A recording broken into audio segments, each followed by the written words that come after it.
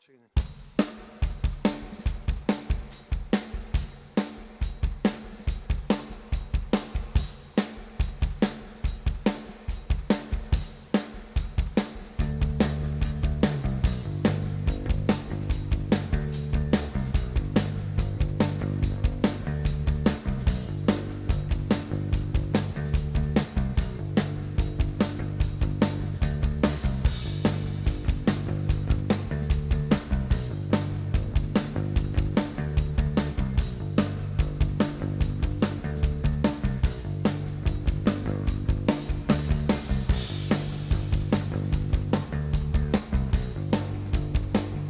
This is the dance mix, 12-inch version.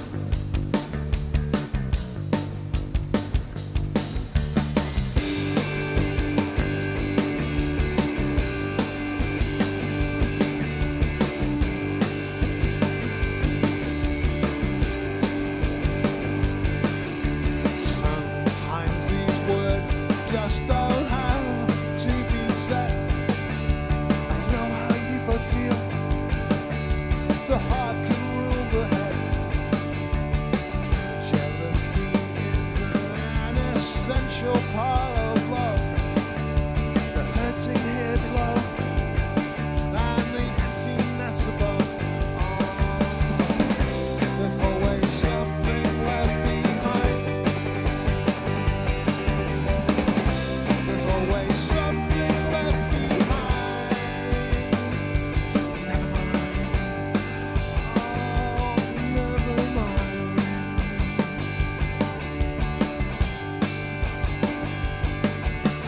Tender caresses that bring out the man. I can't still be drunkified. Oh, I guess I surely can. Slowly your beauty is eaten away by the scent of someone else in the blanket where we lay. There's always something left behind.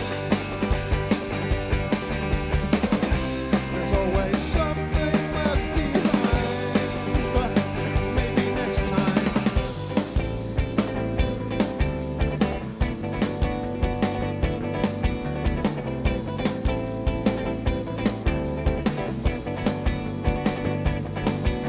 On eating hills, a lonely star, a welcome ride in a neighbour's car, a long walk home, the pouring rain. I felt asleep when you never came. Some rare delight in Manchester town. It took 6 hours before you let me down. To see it all and a drunken kiss, a stranger's hand on my favourite dress. That was my favourite dress, you know. That was my favourite dress. Yes.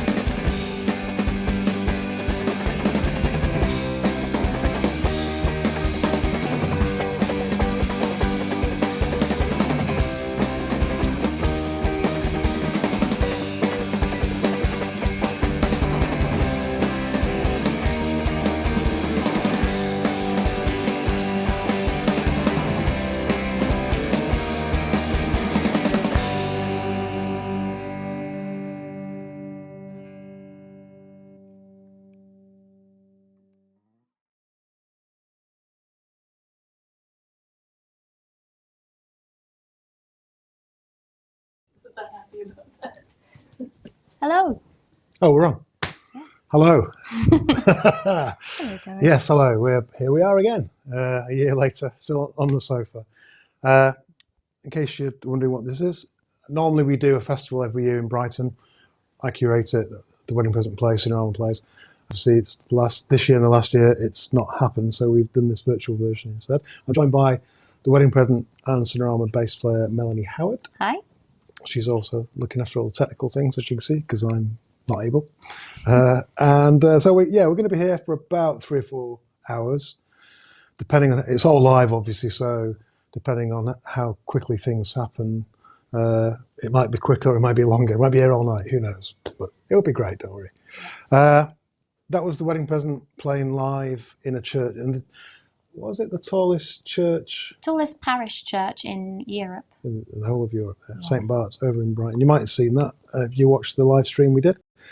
I just thought that was a nice. But we've got loads of other things. We've got a raffle, because we always have a raffle every year. We've got. We've extended that as well, haven't we? Oh, we've extended the deadline. We actually said you had to buy a ticket by midnight last night, but we had a flurry of people still wanting to join in today, so we've extended it till, I don't know, should we say about 6:30 p.m. I think we're going to draw the raffle at the end of the program, but if you want to get in there quickly and do that. Shall I explain how you can people explain can how to enter? do it? Yeah, it is So not as simple as you think. we actually started a brand new Bandcamp page for the Wedding Present earlier this week, and in order to get a free raffle ticket, you purchase the download of Dalliance, which is a new sort of lockdowny acoustic track nobody had heard before until we released it on there. And basically your purchase of that download automatically gives you 1 raffle entry. Now, if you wanted more than 1 entry, Bandcamp has this really clever thing where when you go to pay, you can choose how much you want to pay on top of the minimum. So for every £1, basically we'll give you 1 extra entry. Does that sound simple enough? Hopefully. Well, quite a few people. I think, how many do we have? About 1,000 people have done it so far. Lots of people in it. Yeah. So okay. Well, obviously, the more people are in, the less chance you can. There's 5 prizes though, so there's a. Oh, actually, yeah. These are some of the prizes. Melanie is a painter as well as a bass player and loads of other things. She hand painted these. What do you call them? Interpretations of wedding present sleeves. Yes, but there's actually 10 rather than just the few you see here. You can win those as one whole collection of art, I suppose. That's one of the. That's the star prize, and then we've also got some test pressings down there and some a 7-inch of Kennedy, an original Kennedy 7-inch, and something else. I can't remember what. Oh, Pourquoi es-tu devenu ce raisonnable? I think. So there's loads of stuff. We've also got 12 premieres of newly recorded wedding present lockdown and stripped back songs like we did last year. It's very similar to last year, you probably noticed. We've also got one difference though is last year we did a Cinerama set, me and Melanie, acoustically, but we did it live and it didn't sound as great as we had a few technical problems with the audio, didn't we? Yes, we did. So what we did this year is a few days ago we went to a little rehearsal room round the corner and we recorded it live, but pre-recorded live. So that comes up later on. Basically, it's going to be two halves. I'll shut up in a minute. I'm probably boring you to death. I mean, Doris has already gone, I notice.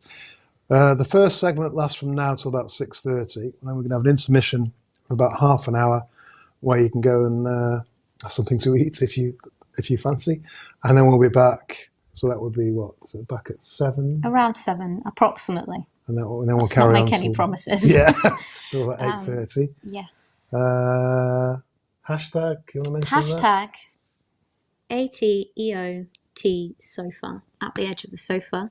If you want to comment or send us any messages, do any shout outs, we might have time to read them out here and have a chat about them. So if you're tweeting, just use this hashtag. And if you're on YouTube or Facebook, just put something in the comments thread on the live feed. That's nice and easy, isn't it? I think so. Yeah. Is that it? Should we crack on? Should we just explain before we crack on? If you're not sure how to enter the quiz we have coming up later, if you're watching on Facebook, there is a link in this video description, which is where you submit all your answers. You can join in any time throughout the evening, so if you come back late or whatever, you can still take part. Just find the right round in the form and you're good to go. Yeah, that's coming up in part 2. And perhaps we'll be commenting the link in the comments if anybody misses it elsewhere. Just give us a shout if you need any help. The pub quiz has been invented by our friend Carl up in Glasgow. Hello there. Hope he's there, because if he's not there, we're not here, basically. He's here in my ear, he's actually. running the whole thing. Oh, Yeah. is he? Okay. Yes. So yes, it's his brainchild, shall we say? And I think He's worked very hard. It on will be hasn't great. he? It will be great. Yeah. It will be really good. You can join in later on. That'll come up later on. Now we've finished. I hope my microphone's sounding okay, because literally about 2 minutes before we started, I've got these fancy lapel mics now, and I dropped mine into this drink. Hopefully it's dried out. Hopefully it doesn't sound terrible. 2 minutes before we went live, yes. Yeah. So. But that's why it's live. It's the excitement, the tension of live broadcast, I suppose. Okay, so the first of those fantastic wedding present stripped back and locked down. You've got to be careful how you say that. Songs is a brand new version of No from the album Bizarro. Roll VT.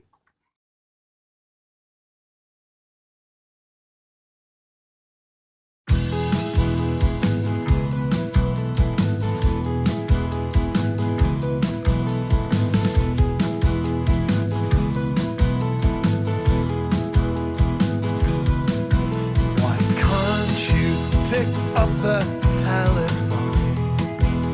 I know that you're at home.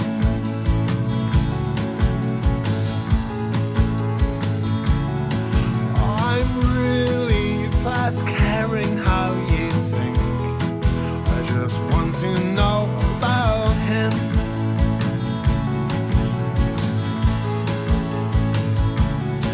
And you're so right, they don't miss that thing round here. But how do you think I feel?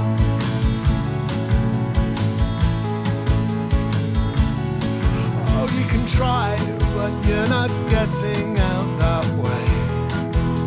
You're just as much to blame.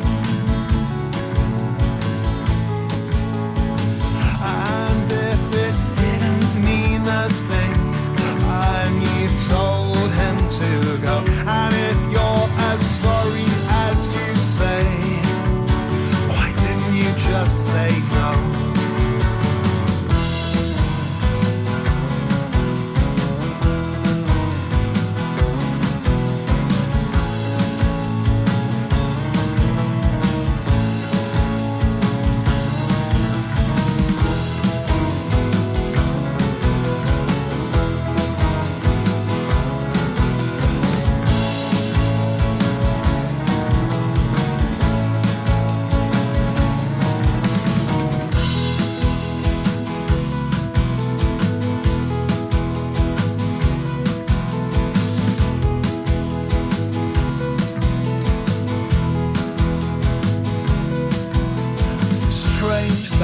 This room's so different now.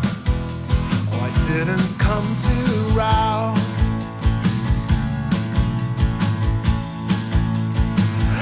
It's just this razor, he's left it on your shelf. Should I throw it out myself?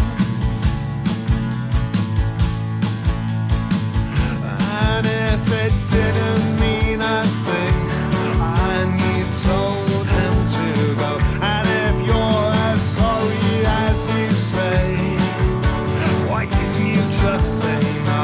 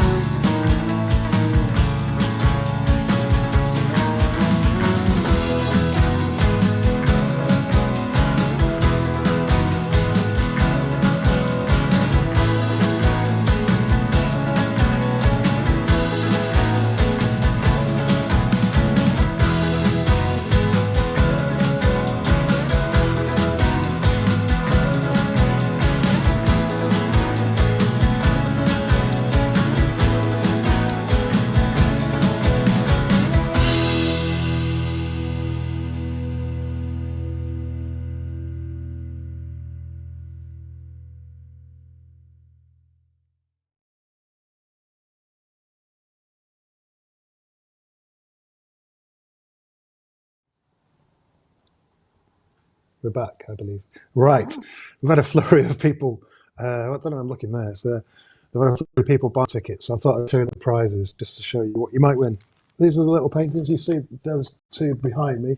That's a Octopussy one. Very good, this. Thank you. That's a Sea Monsters one. Obviously, you can see that there. Well, basically, that's what they are. They're test pressings with nothing on them. But then she's painted the designs. Matching sleeves, I noticed as well. Yeah. She wants me to be very careful as I do this, because I don't know why. I'll sort them out in a minute. Okay. So I think we're going to go to a question that's been submitted to us. David, I was going to show you the other raffle prizes. Oh, sorry. Go on then. Go ahead. 7-inch singles.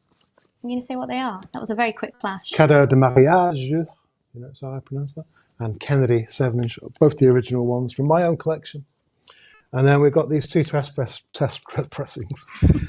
We released Sea Monsters, didn't we, earlier this year on a double LP? So that's the test pressing of that. And the last year we did this, if you'll remember, we actually eventually released all the Lockdown and Stripped back songs on an album. I think we'll probably do it again this year, to be honest with you. But this is the test pressing from the one we did last year. Lockdown and Stripped back. So keep your eye open for Lockdown and Stripped back to Volume 2. Very exciting. Yeah. If you like what you hear tonight, that was one of the songs. It was No, of course.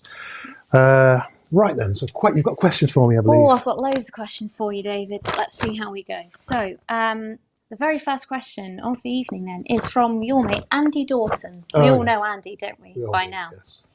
He says, "Hi, David. It is now a career of nearly 40 years in the music industry for you.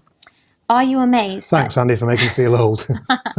Are you amazed that in 2021 you're probably now more popular than you have ever been? Or was this all part of a plan?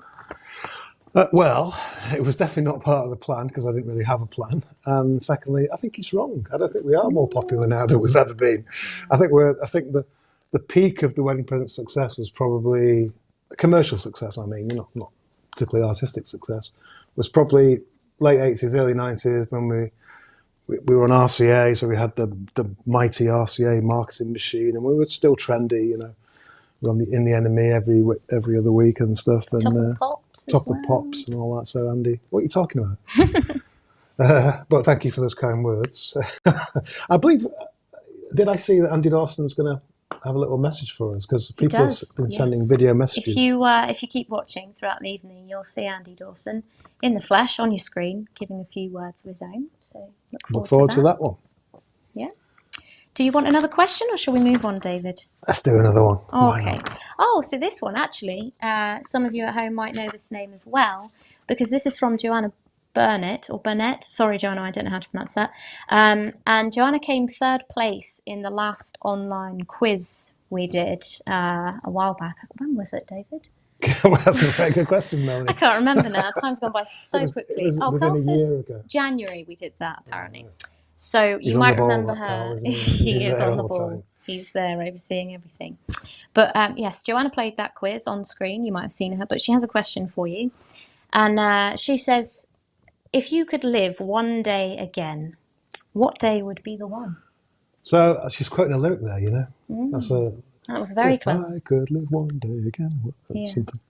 Probably, I don't know. Maybe she's not. One day again. Well, I suppose keeping it in terms of the band, because that's the theme of the show. I'll probably say the first day that John Peel played Go Out and Get 'Em Boy, which was the first single. I was going to say, I thought you might say that. That's in the comic, isn't it? It is in the comic, yes, because obviously I was a massive fan of that programme as soon as I discovered it when I was a teenager. And then I went to university, remained a fan, and then we became a group. So it was kind of, you know, my dream that John Peel would play one of our records on the radio. And so, we did give him a few demo tapes over the years, which he didn't really like, I don't think. And then he finally liked this single, Go Out and Get 'Em Boy. And so a very exciting moment. I remember running out the door. Keith, the bass player, used to live just down the road, predecessor of yours. Yes. And so I ran out there and knocked on his door and said, "Are you listening to the radio?" He said, "Of course I'm listening to the radio. It's John Peel." And so, yes, it was that was a very memorable moment. Yeah, Great. Right then, so we've got we've got a brand new. Well, not that new anymore, I suppose. Well, if you'd watched our live stream, when did we play this? Was it in the church? Yeah, I think we played it in the church, Yes. didn't we? If you bought a ticket for the last live stream we did in St Bartholomew's, you would have seen this brand new song already. But to many of you, it might still be brand new. So It's called "That Wouldn't Happen in a That Would Only Happen in a Movie." I've written it down wrong. we debated about the title, Yeah, so yeah. that's probably why you did. Actually, we debated about it in the live stream, We which did. makes me think it wasn't in the last one; it was in the second one, or Oh, even the first one. Carl says we're wrong. Oh, no, wait. Yeah, it is. Are we right or wrong? It was the one before. Right. The second live stream There you of go, the second many live apparently stream. we've now So you've done. seen it in the electrical version. Now we've done this stripped back acoustic version. But that's coming up in a minute. Before that, we've got another message from an old friend, Richard Houghton, Roll VT. Hello. I'm sure you've seen this book before, which is called Sometimes These Words Just Don't Have to Be Said. But if you haven't, it came out in 2017. It was written by myself and by David, and it contains the memories of over 400 wedding present fans. We had so much fun producing this book that we've decided to do a follow-up called All the Songs Sound the Same. And we're looking for your memories, your stories, your thoughts about either wedding present songs, such as this one, or Cinerama songs. What we want to know is, what's your favourite song? Why is it your favourite song? Why does it mean so much to you? Please email your song story to me at twpmemories@gmail.com. That's twpmemories@gmail.com. Thank you.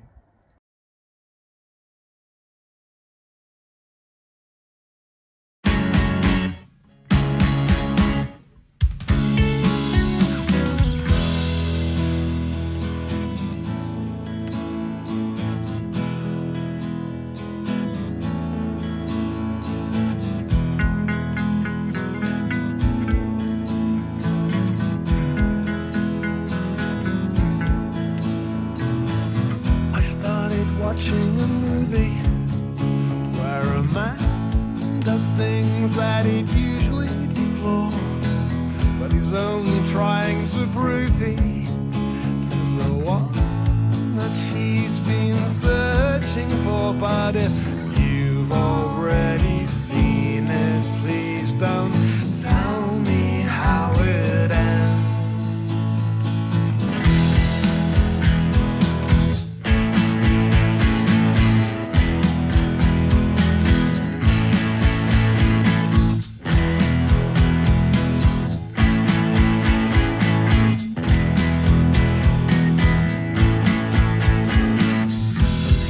Part of the story where he makes up detailed plans that will never prevail. And the moral is that the more he tries and tries, the more he will fail. But if you've already seen it, please don't tell me how it ends.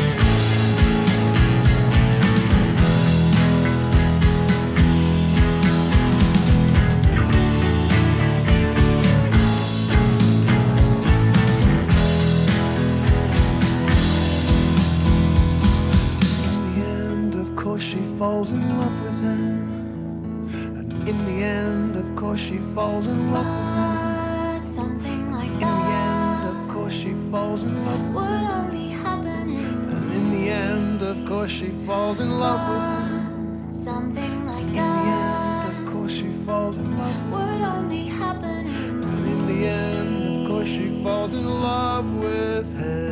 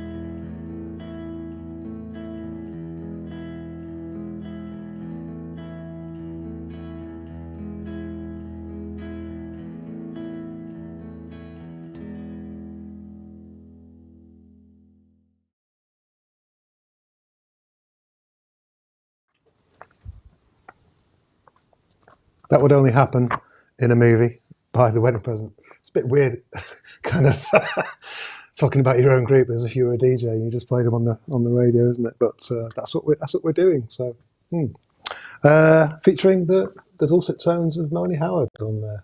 Well, barely. Couple of BVs in there. But you do have a lead vocal, like we did last year. Oh, that's true. We've got that coming up. Don't Yeah. spoil the surprise No, yet. I won't. Don't worry. Okay. Right, what are we doing now? More questions? I've got a couple of questions here. Yep. Yeah, I'll give you two if that's okay. So the first one, David, this is from Kevin McGrath. Thanks for sending me your question in. And he says, your unique conversational style of lyric writing has been well documented over the years, but how did that approach come about? Were you influenced by other lyricists or authors? Was it even a conscious decision to write that way? Whoa, quite a long answer this one, but I'll make it short. But basically, when I first started writing songs, they weren't quite as conversational. They weren't as poetic. They were more poetic and metaphorical and a bit kind of full of imagery. And my girlfriend at the time, Alexandra, she just kind of said, I've proudly written this new song, and she went, I'm not sure about those lyrics, And she said, quite rightly, that you're a big fan of the Velvet Underground. Lou Reed wrote lyrics in a very conversational style. Why don't you just do something simple that everyone understands what you mean? And I thought, and that really influenced me to do it. Really, so partly her. Partly Velvet Underground. I can see that in a lot of your work. Lots of the lyrics are quite literal, aren't they? Yeah, I mean, as soon as I kind of hopped on that horse of conversational lyric style writing, I decided that I was quite good at it, and I thought, this is my style. There's no point me trying to be all kind of poetic and metaphorical, or even political. To be honest, I tried that a few times, but I'm always more happy with just the general conversational, day-to-day stuff. Yeah. And, well, this is all in the book, by the way. It is, isn't it? You should get Kevin. You should buy book is that? you should buy volume 1 of my autobiography, which is called "Go Out and Get 'Em Boy." Funnily enough. Yes, It's we've all still in got some available, haven't we, David? I believe we still have on the some. website, if you want to pop off and get you one. Okay, right then. Another question for you. Oh, this is a good one. So you're saying the other 3 words? No, they're all good, but this is a nice, interesting question, I think, this one. Okay. This one is from Paul Emmanuel. Sorry, I really don't know. I'm not very good at reading out names. He says, who were the last band you paid to go and see?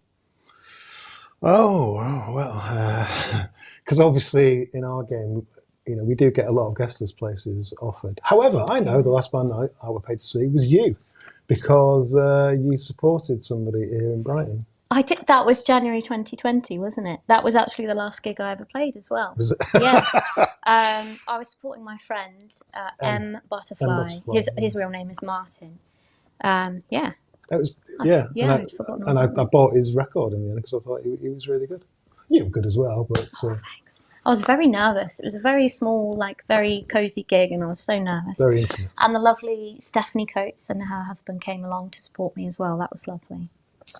M. Butterfly, he's great. He does really nice, cool goth. It's just Americana M, stuff. isn't it? Yeah, M. Butterfly. Yeah, still got his record somewhere. Yeah. I'm just going to come and see what's coming next. Oh, yes. Sorry, what are you going to say? I was just going to say, I can't believe that's the last time we were at a gig. Yeah. How many people are saying that? Everyone everywhere probably saying the same thing, aren't they? The last time I saw a band was 1.5 years ago. I would say hello to people watching outside the United Kingdom, because Jessica keeps saying, "Oh, there's somebody in Norway, there's somebody all over the world," and I'm always touched that people are interested from all over the world, and B, amazed that we can do this, and even though I don't know what time it is, I hate to think what time it is in Australia. Or Japan. Or Japan. Yeah. But quite a few of the people who sent us video messages were from different countries as well, and I thought that was quite nice. It wasn't all from the UK, so I believe one of those is coming up, and it's immediately followed by the first of our guest artist videos. This is the Catenary Wires. Actually, we discovered in the last At the Edge of the Sofa that it's Catenary. Catenary Wires. Yes. We had this same discussion last time, didn't we? We did, yeah. That's the band of Amelia Fletcher, who long-time fans will know as the backing vocal. Another your what's the word I used before? she came before you. Predecessor. Yes, because she did backing vocals on George Best. She did, and yes. Bizarro. Some people great, don't know aren't that. they? I love her voice. It's brilliant. Yes, and we actually got a little bit more of a surprise coming from her later on in the show. But first of all, this is her band, the Catenary Wires. As I say, first of all, here's a message from Italy, Roll VT. So At the Edge of the Sea is brilliant. It's my absolute favourite festival of all. In fact, it's the only festival I like, to be honest, but it's brilliant. I think the fact that it's in Brighton is brilliant. I love Brighton. I think it's a fantastic city. And it's literally at the edge of the sea, more so than, say, London or Birmingham or Stoke. And I think that the bands are so good. Well, most of them. I mean, there's a couple of duffers always, but it doesn't matter. And I think that I've seen some of my favourite bands there, brilliant bands like Flowers or Young Romance or Desperate Journalist. And next time it's going to be the Primitives. Brilliant! And Small Hands. Such small hands. I don't think they're that small. Doesn't matter. It's going to be brilliant. Can't wait to do it again. I've been the last 3 years. 2017, 18, 19. All of them. Brilliant. Loved them. I usually buy the ticket when I'm in the airport going home on the Sunday for the next year. Not because I want to save money with the early bird. In fact, they shouldn't have an early bird. The early bird should cost more. I want to make sure that it doesn't sell out and I don't miss out on a ticket. Missing a trick there, Mr. G. Could be spending more money there. I think you should invite the guitarist from U2 to play.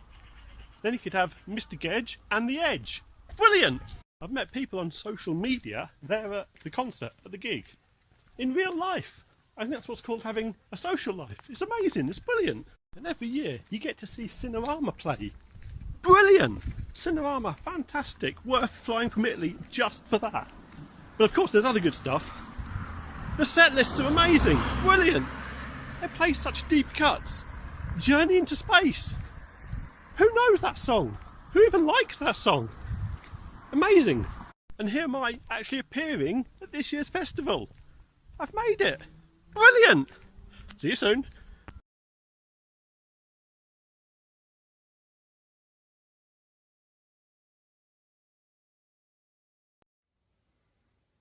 Okay, hello. Hello, I'm Amelia I'm Rob. from the Catenary Wires.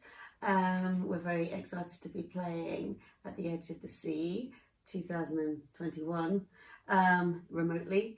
And what have we been up to? We have been up to making this album, and right now hopefully there should be some kind of swap shop like words going along the bottom telling you where you can buy it.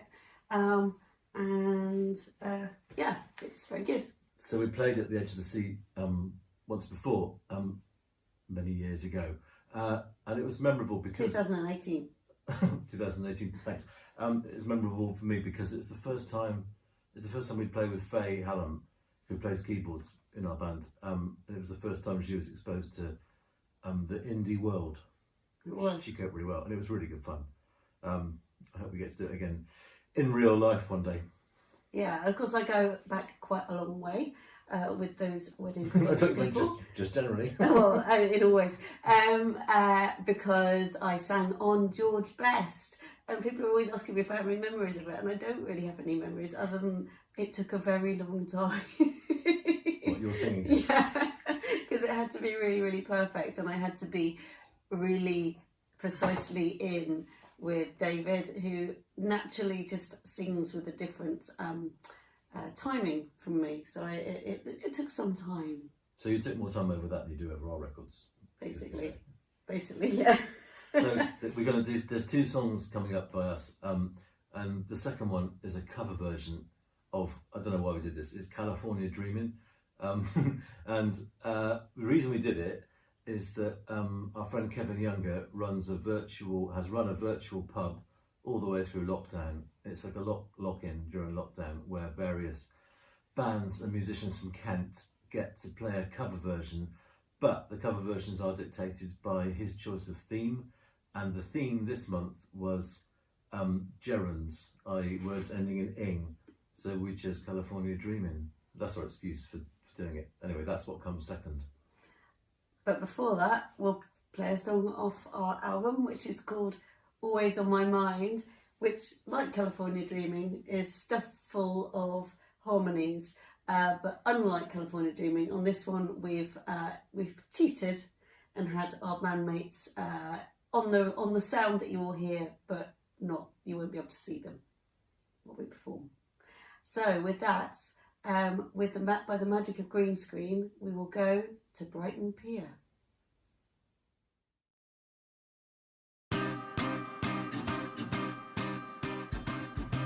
Something about the way you looked at me as the camera clicked and made a memory.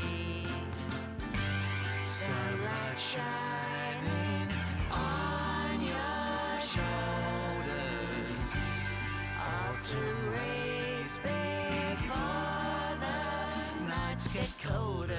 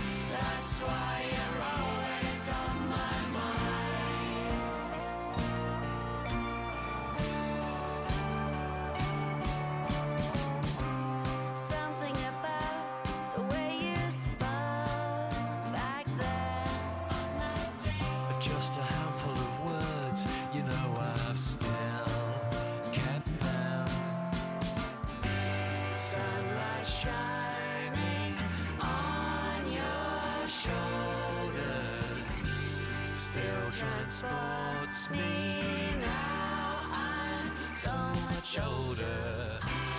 You are always on my mind. You are always on my mind. And now the memories come, stir the sands of time. That's why you're always on my mind. You are always on my mind. Nothing can overcome the love that's left behind. Oh, why did you leave me? Oh, why did you leave me behind? That's why you're always on my mind. Sands of time. That's why you're always on my mind.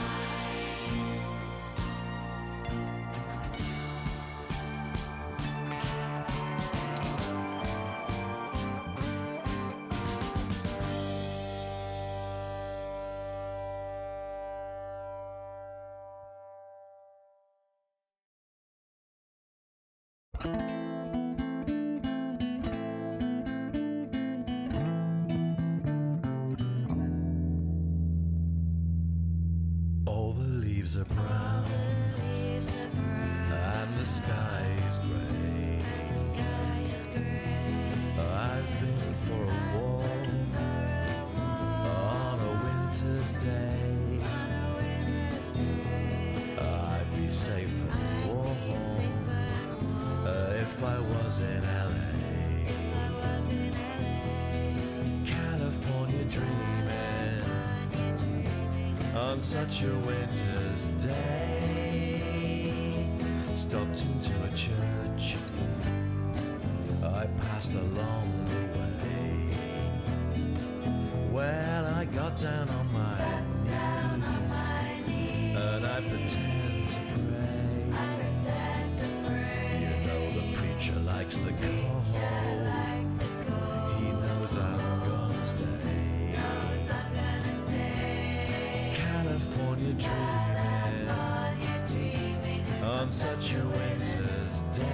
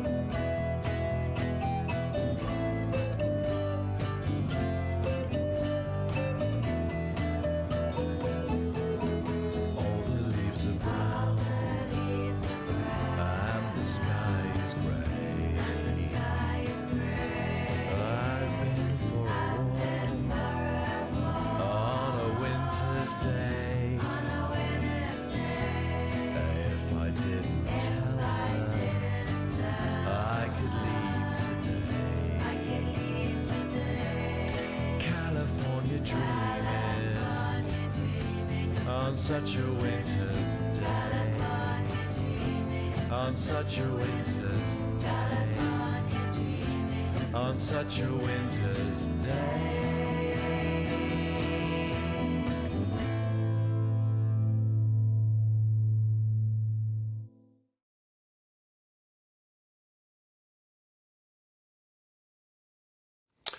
The Catenary Wires there.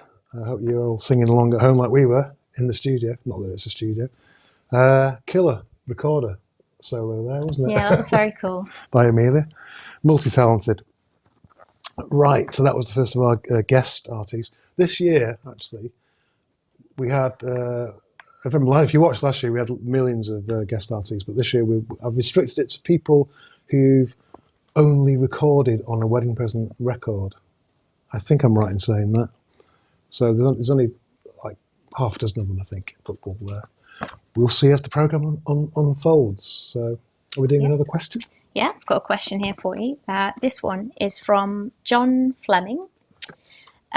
He says, this is a question in two parts, actually, if you don't mind. So he says, I love the Wedding Present and Cinerama cover songs. Question one, well, part one of the question is, did Morrissey ever comment on Cinerama's version of London? Do you know if he appreciated it? And part two of that is, on a related note, do you need permission to cover other artists' songs? Right, well, yeah, Morrissey, no, he's never contacted me about that song.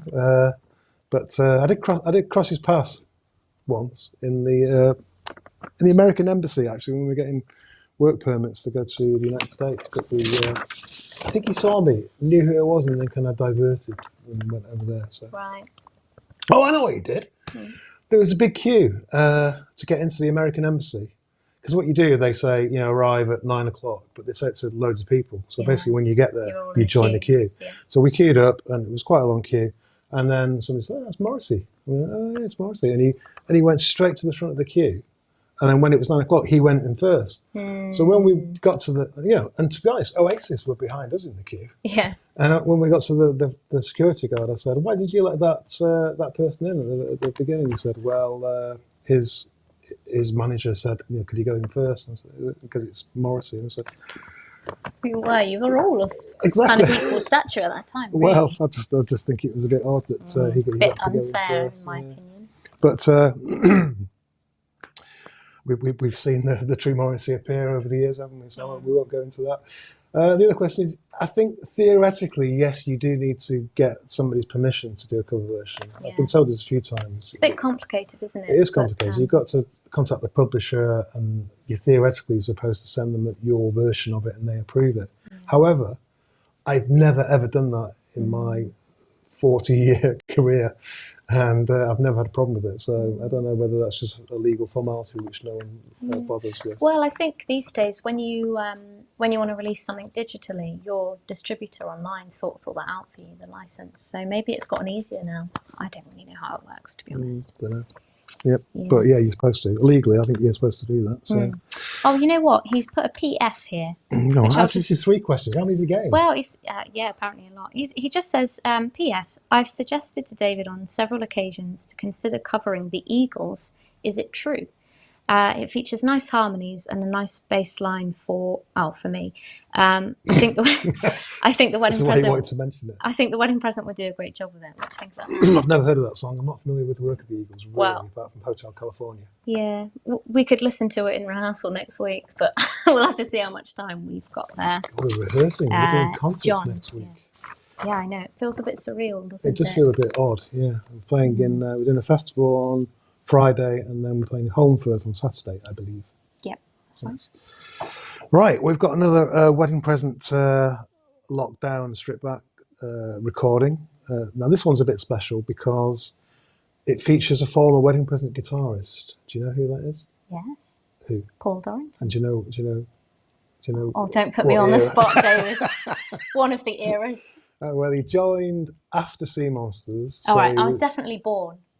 All right. So that's fine. Why is everyone trying to make me feel old today? I am old, obviously. But yeah, he did the Hit Parade, and then he did Watusi. So he's on a couple of good records there. And so this next acoustic version is Blue Eyes. So I said, do you want to reprise your role on this acoustic version?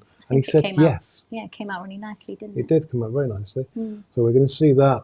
But before that, we've got another international message all the way from Germany. This is from Michael. Michael Plüger. You do that a lot better than me.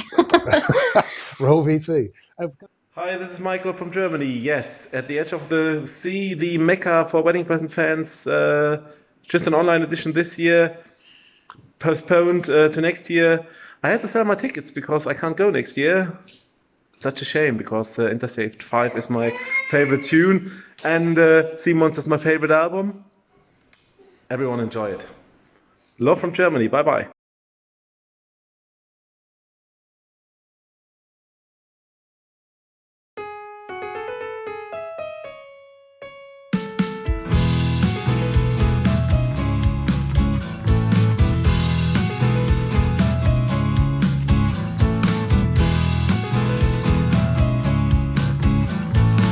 I don't think I've ever mentioned this before, but I couldn't possibly love you anymore. Oh, it's been ages. Let's not do that again.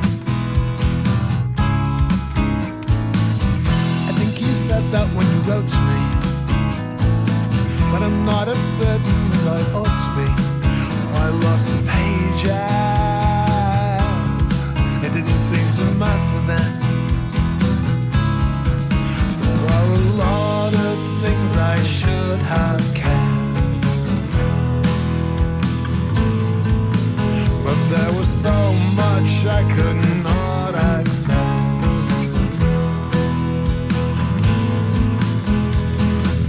I watched some film on Alexandra's place, but I kept seeing your blue eyes in her face. I tried to call you, must have left by then. And you know that stuff about your being here. Oh, I changed my mind, no, I just want you near. I don't have to own you, I just want you home again. There's a lot of things I used to say, but that all changes from today.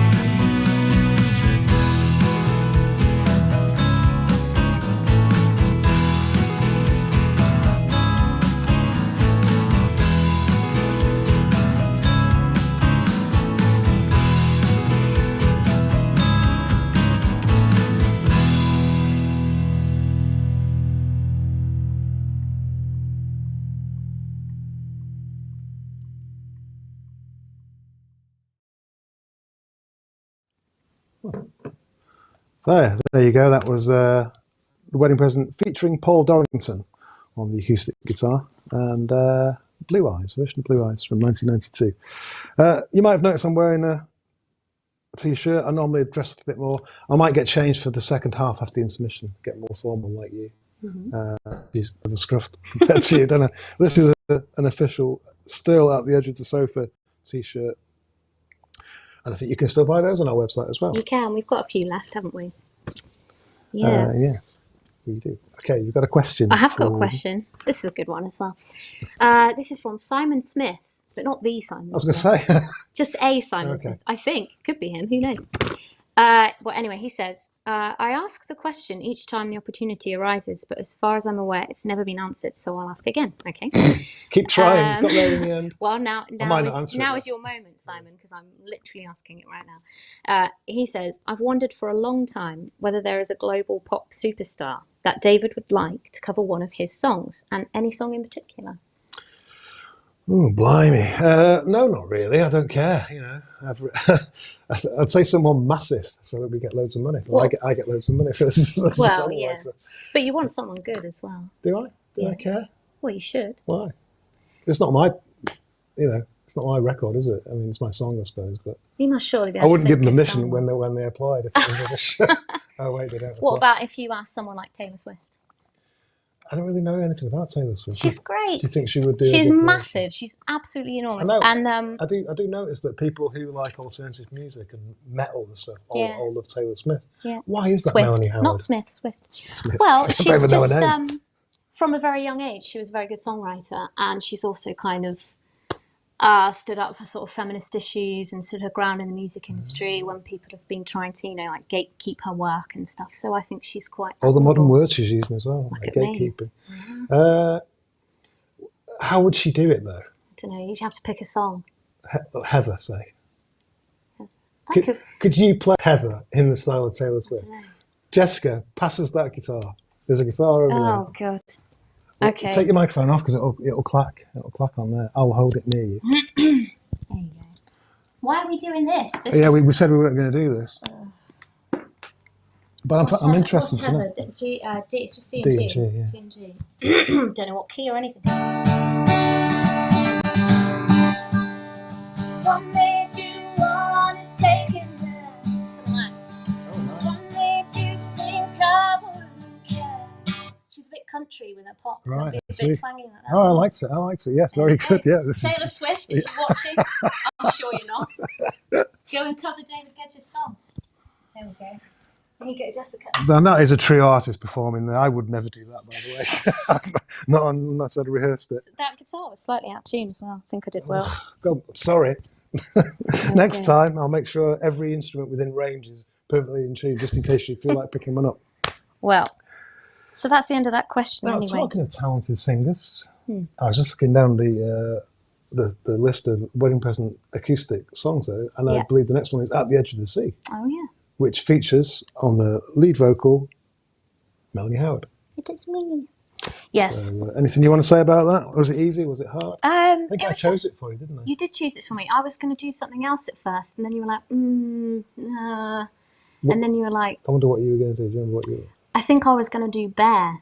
Oh yeah, Bear. Yeah. But it's from Going, and I suppose not as many of you out there will maybe know it so well. So we I decided. thought this as well because the festival's called "At the Edge of the Sea." Yes, it's very So fitting, wasn't it? we It's, kind of it seem was to really fit fun to sing. Actually, it's like in a really nice, like sort of area in my voice, and it feels really summery and brings this whole new mood to the song. I thought anyway. Excellent. Well, we'll hear that just in a second. A couple of things to say. Firstly, when I keep saying "roll VT," not yet, Carl. And it sounds a bit. It looks like I'm doing it every single time, and it's probably getting on people's nerves. But I have to do it for Carl because it's the go-to signal for him to start the recording. So He's got all sorts going on up there, and we Yeah. need to make sure that we're being you very see him, helpful.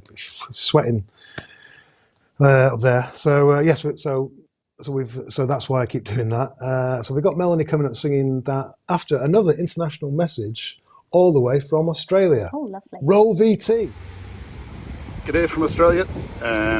Quick message of support. So I do have my "At the Edge of the Sofa" t-shirt on. Not actually made it to Edge of the Sea yet. Maybe next year. I still have tickets. Anyway, I hope David, Jessica, Melanie, John and Chris, and of course Doris have a great time. And to all my TWP friends over there, hopefully see you at some stage in the future. Okay? I am actually at the edge of the sea, but not there with you. Thinking of you all. Okay, have a great time.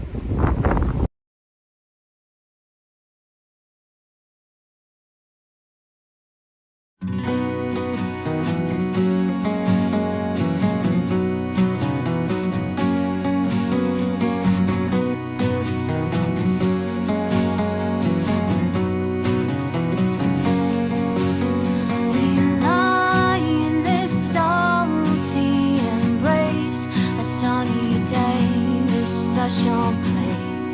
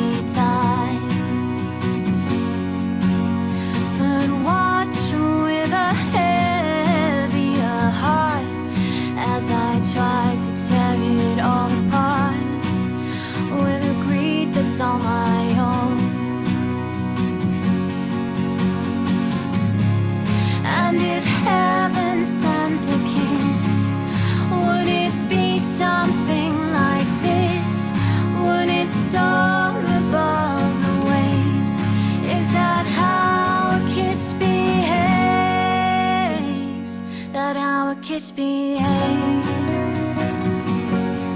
Why don't you tell me?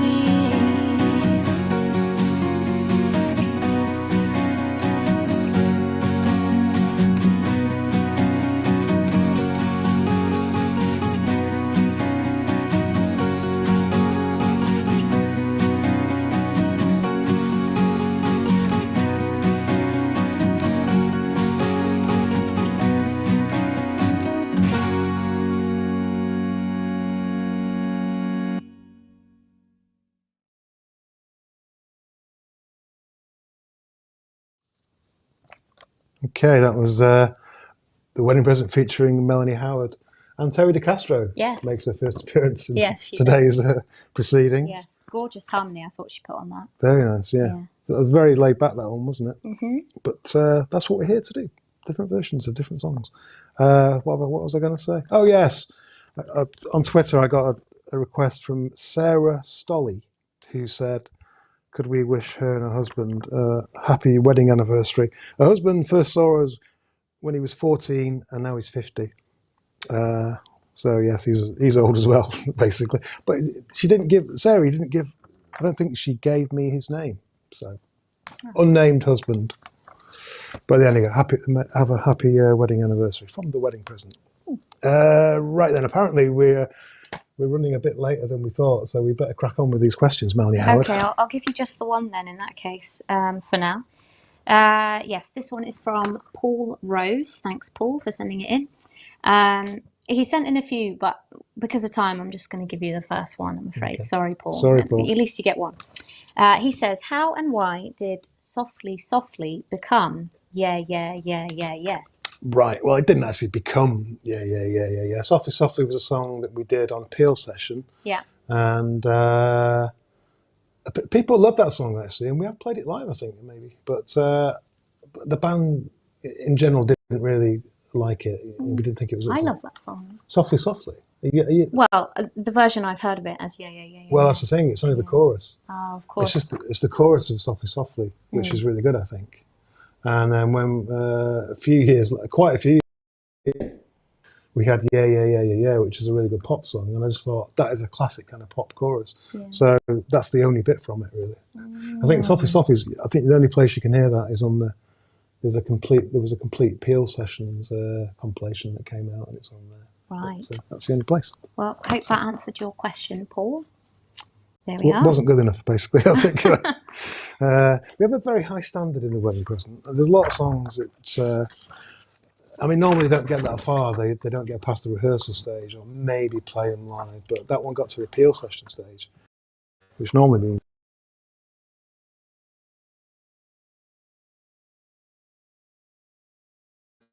a guest video coming up now. This one's a very special one as well, actually. The artist is called the legendary Len Liggins. We've lost a picture, I'm told, on our camera. Have we? Okay. Are we still okay? Sorry, everybody.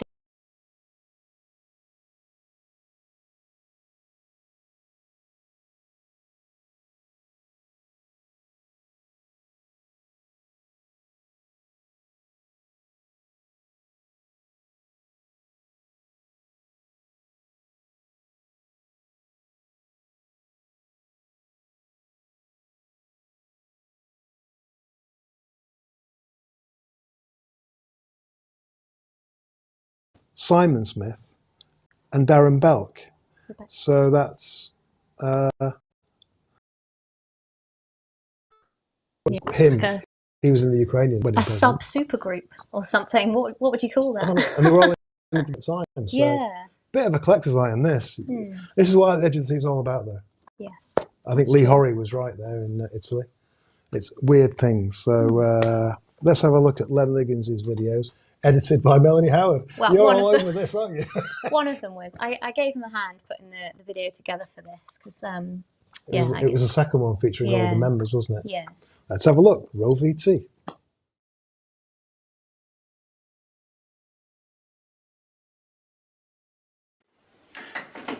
Hi, I'm Len, and I was on the Wedding Presents Ukrainian recordings many moons ago, along with David and Peter Soloka. The reason I'm here now is that a couple of weeks ago I was telling David about a song I wrote over 30 years ago called Your Umbrella, which I never recorded at the time because I thought it sounded, let's say, too influenced by the wedding present. Anyhow, David seemed to be intrigued by this, so last week I went into the studio with Peter Soloka, Simon Smith and Darren Belk, who were all in the wedding present in the 1980s, 90s, and you can hear the result of that session in a few minutes. First though, here's a video for my most recent single, Paint It Yellow.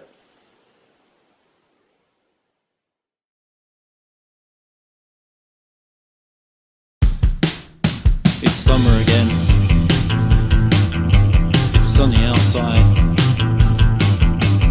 Key in the ignition. Time for a ride. I've got a ruby red car. It won't go far.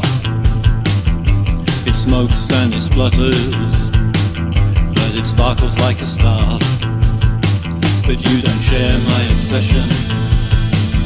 When I hear those gears meshing, you say one day I'm gonna teach you a lesson. That red car of yours needs a change.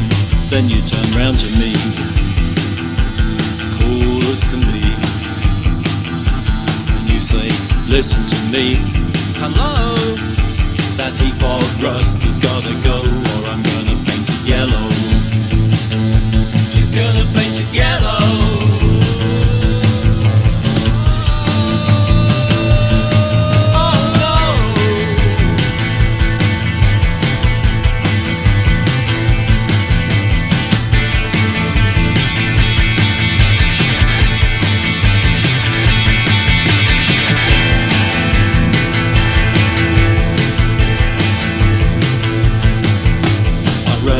Clean, a dream machine. The brakes squeak since I drove it through a stream. But you don't share my compulsion for petrol-powered propulsion. And you stand there with a can of canary-coloured gloss, saying that red car of yours needs a change. Then you turn round to me, cool as can be. Listen to me, hello. That rusty old bang has got to go, or I'm gonna paint it yellow. I'm gonna paint it yellow. I'm gonna paint it yellow. I'm gonna paint it yellow.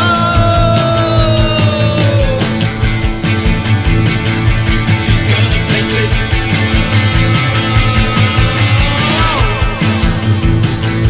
She's gonna paint it.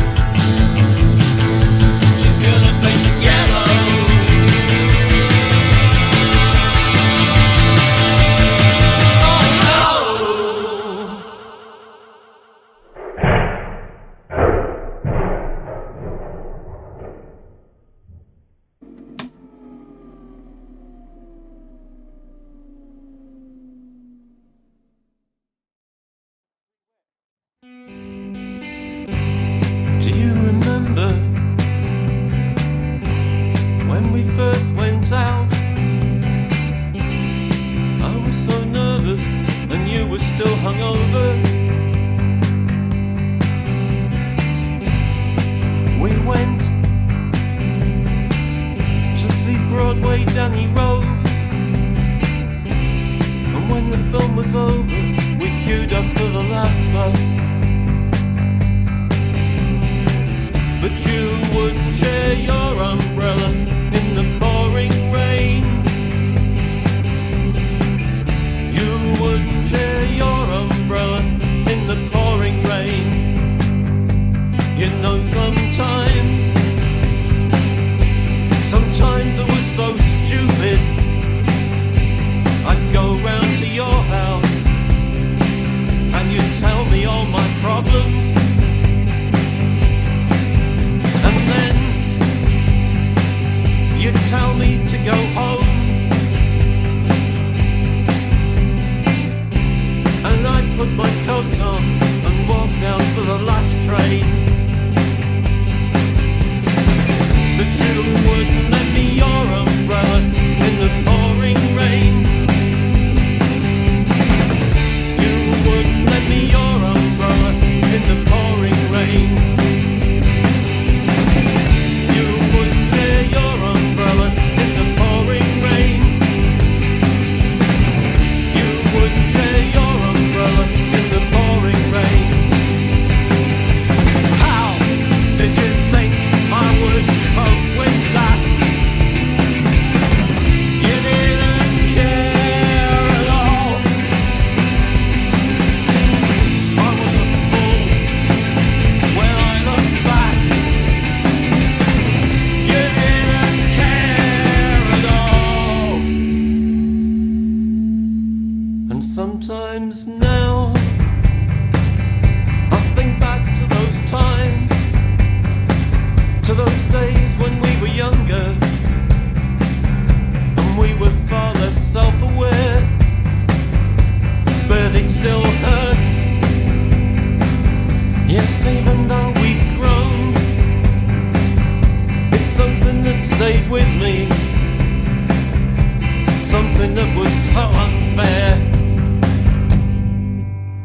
You wouldn't share your umbrella in the pouring rain. You wouldn't lend me your umbrella in the pouring rain.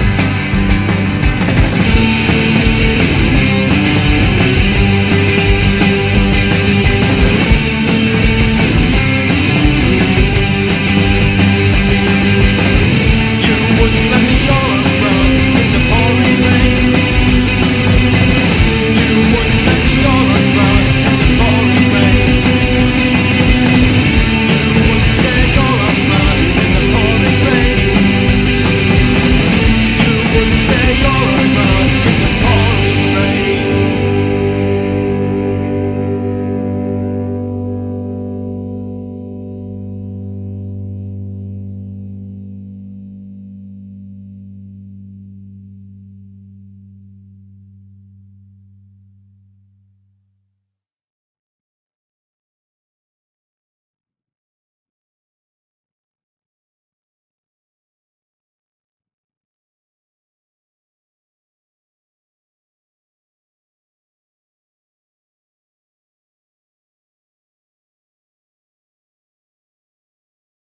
So that was legendary Len Liggins there with a host of ex-Wedding Present members and a video edited by Melanie Howard. There's no end to your skills, really, is there? Apparently. I hope I did all right there. I've just been looking at Twitter and had a couple of things to say. Paul Stolly was the name of the unnamed husband. Now we know. Happy anniversary. Pardon? You got something to say, Jessica? Stolworthy. I thought it was Stolly. Oh, Stolworthy. Sorry. Getting this no ends of wrong, aren't we? I thought you never appeared on the audio. Anyway, and the other question was from Wessex Wally, who said that is it true that the raffle deadline has been extended? And the answer is yes. It was midnight last night, and we decided that a lot of people hadn't seen that, and so we made it 6:30. So you've got 15 minutes or so. The reason we have to cut it off is because basically what we do is all the people who've paid for the single on Bandcamp or added extra money. So we've basically got to download the spreadsheet from Bandcamp and then assign it to a number, and then basically, so when we can do the random number generator later, it'll all make sense. Yes. But there's a little bit of preparation.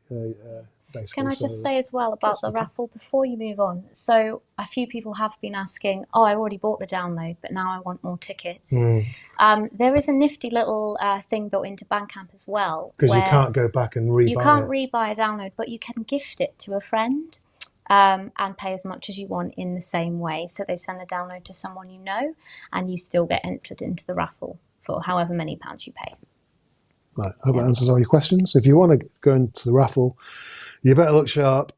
I mean, well, I suppose, yeah, for 6:30, we could stretch it a little bit more. Let's see how it goes. Yeah, see how we go. We should move on, David, Yeah, shouldn't we? we should.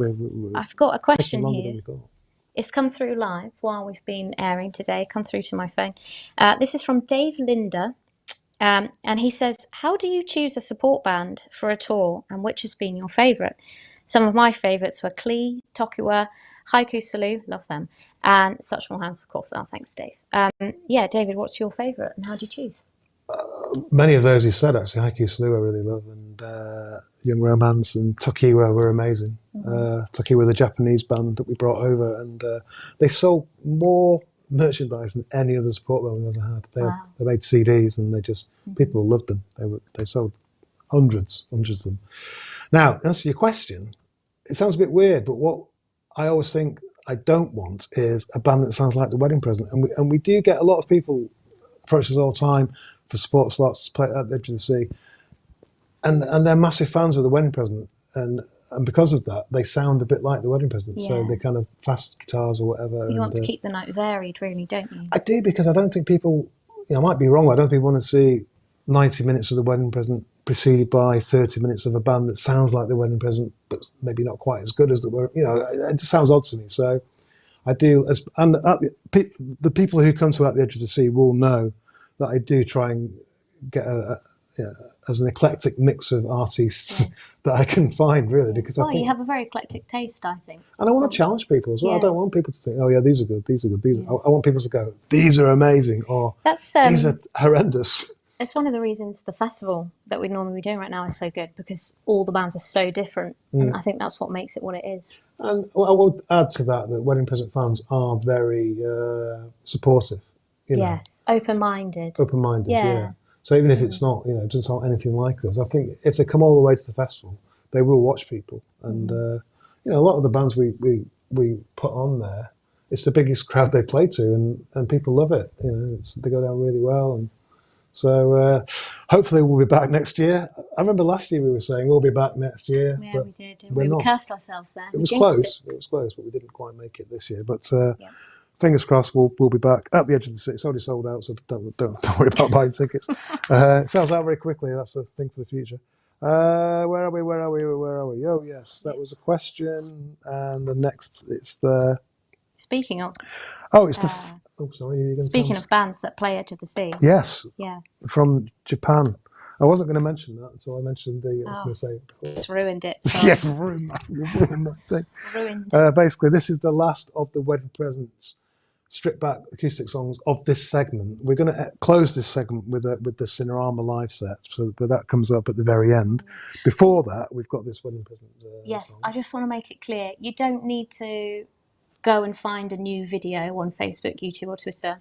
It's going to keep streaming some content during the intermission, but it will be very, very clear of when we're coming back live and when we're not. So but it will be about half an hour after the Cinerama set. Yeah, basically. that's right. But you don't need to close the video and find a new one. There won't be anything complicated like that. So coming up is a version of Perfect Blue. Before that, all the way from Japan, one of those bands we mentioned. Yes. C. Irene. And it's, are you going to say something? No. Are you going to No, I'm just enjoying you. Okay. I think they did a little bit of a cover here. See if you can work out. Roll VT.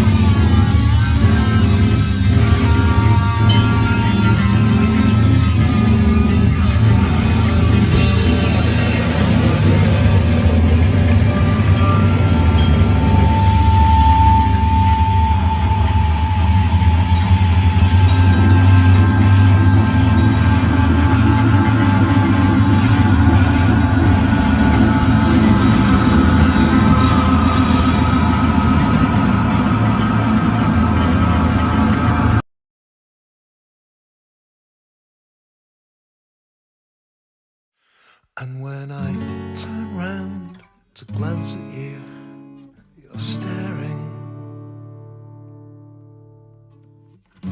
Your eyes are such a perfect blue that I can't look away. Did I get shy? Maybe I didn't make it clear. But darling, I think I'll always want you near. 'Cause when I'm away from you, it's like something's missing. That sounds trippy, but I swear it's true. You just appeared and no, it wasn't rehearsed. There really was no warning. Now you're the first thing in my head each morning, and the more I have, the more I want you, the more you smile, the more I know that I'll never make you sad. But I should warn you that I just might never let you out of my sight. I'm not sure just what I did to deserve you. I'm not complaining, God forbid. I just don't understand. Tell me why haven't you had enough of me? How have I managed to make you love me? And the more I have, the more I want you, the more you smile, the more I know that I'll never make you sad.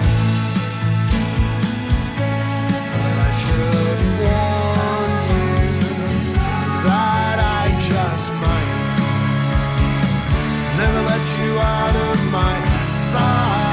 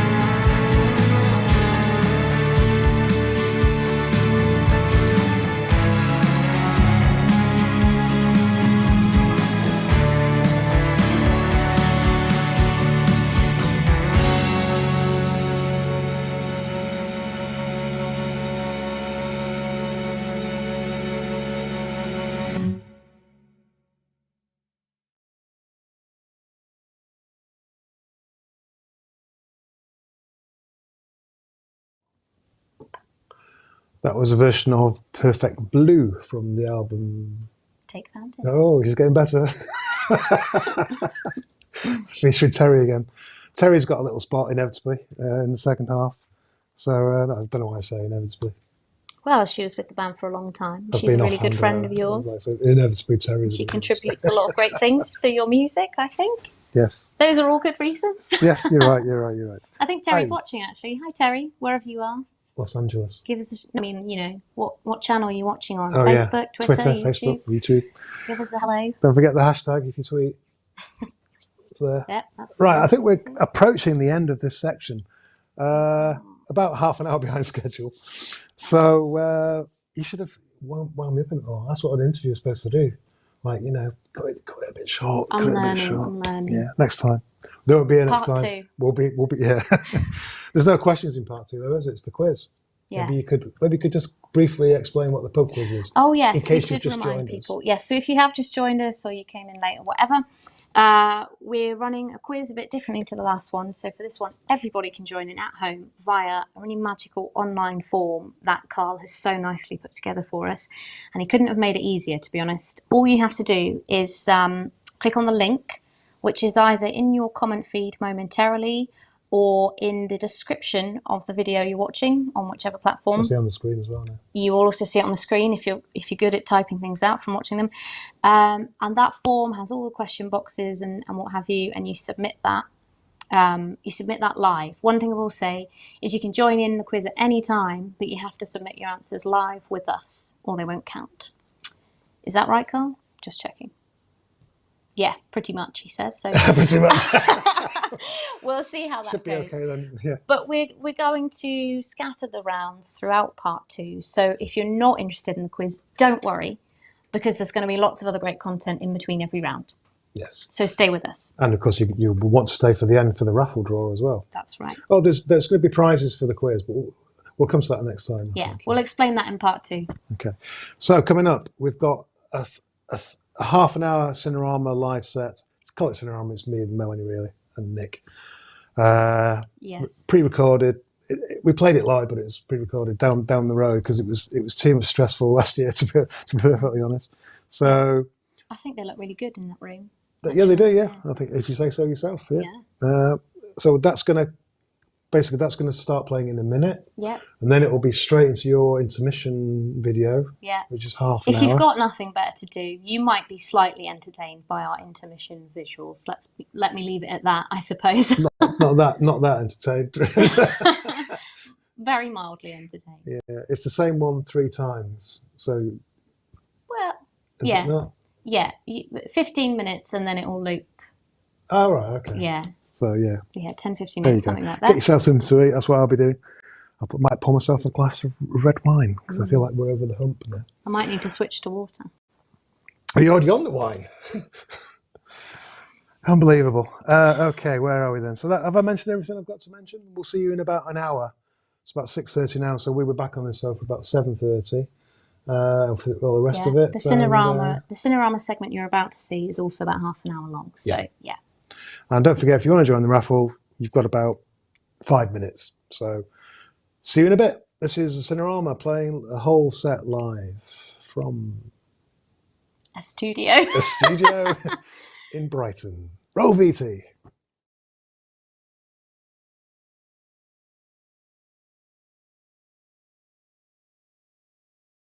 Okay, hello. This is the Cinerama live at the edge of the sofa section, and we're going to play 6 songs for you live. They've all been chosen by you, the viewing public. So if you put a request in to Melanie, she's now going to hopefully read one of your requests out. So yes, and thank you everyone, because we had loads of them. My inbox was flooded, so we obviously can't play them all, but we've chosen a select few, as David says, and there were some really lovely messages to us as well, so thanks for those. But the first one we're going to play, David, this is from Tony and Sarah Frost, and they say, we've always loved Honey Rider, especially the acoustic version. It would be great to hear it again. Honey Rider. Now, this is from Vava Voom, the first Cinerama LP from 1998. Do you know what Honey Rider's named after? No, go on, tell me. You don't know? Well, I probably do. It's a classic icon of cinematography. Just tell me. Do you know? Nick? No. It's the first ever, it's probably not a politically correct phrase this, but it's the first ever Bond girl. I knew it was something about James Bond, I just couldn't remember. Right, yeah. Honey Rider, spelt slightly differently. Played by Ursula Andress in the 1962 film James Bond. James Bond. Dr. No. Okay. Where do I get these people? I don't know. All right, so Honey Rider, let's do this. I think it's a B. It's not the note in the chord, is it? That very tricky. Why did I do that? I'm sick of hearing you say that you can't phone 'cause we'll hear you calling, but don't think away. Your treating us both is quite appalling. I'm sure you nearly told him everything, but nearly doesn't mean a thing.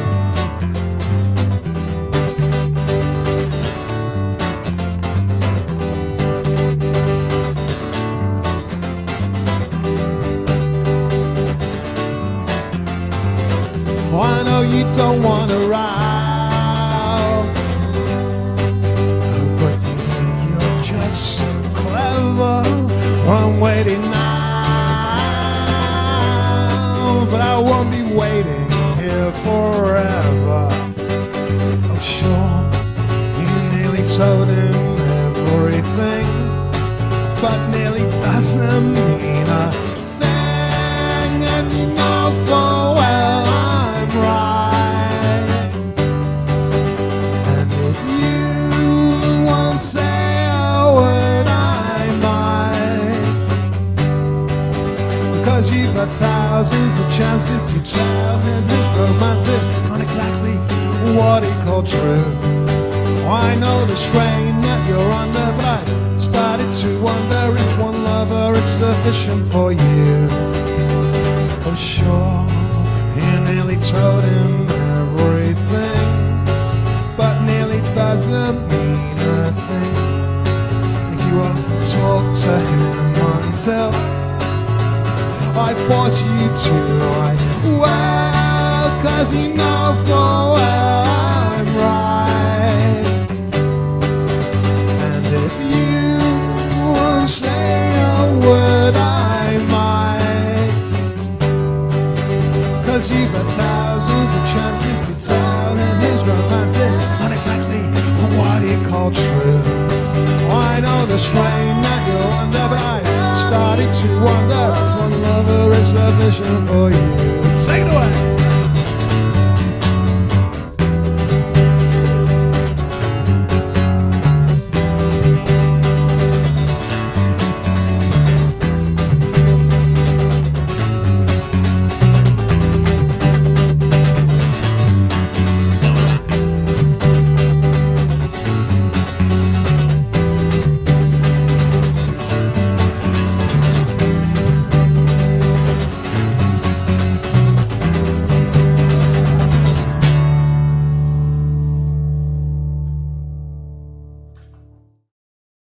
Okay, time for song number 2. Do we have requests for? Well, I know we've got requests, so you might as well tell me. Yes. Who this is for. Well, of course, we have a request. This one is from Carl Maguire, and he said to me, I've just seen that you did Sparkle Lipstick in 2019. I'm so sad that I didn't go now. Well, here is your chance to see it now, Carl, because we're going to play it just for you. 2019, so that was the last Edge of the Sea we did in person, We yeah. did it there, did we? Okay. Well, this is from, this is the B-side. It's like I know this, but I don't. I've got it written down on the floor. The B-side of the Careless single from 2002. It's also on the compilation 7 Wonders of the World. And this is one of the kind of saucier lyrics I've written in the Cinerama. Does get a bit saucy.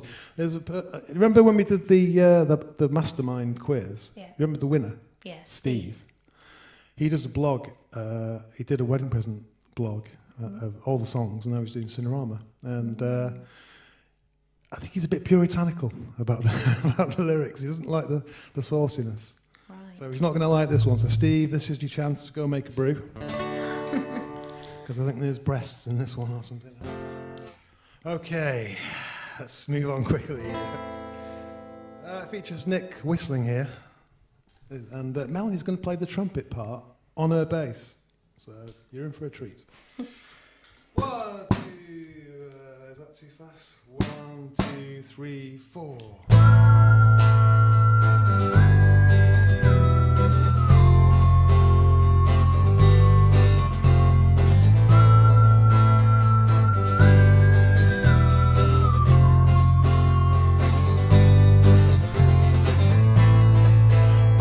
It's gotta be time for this.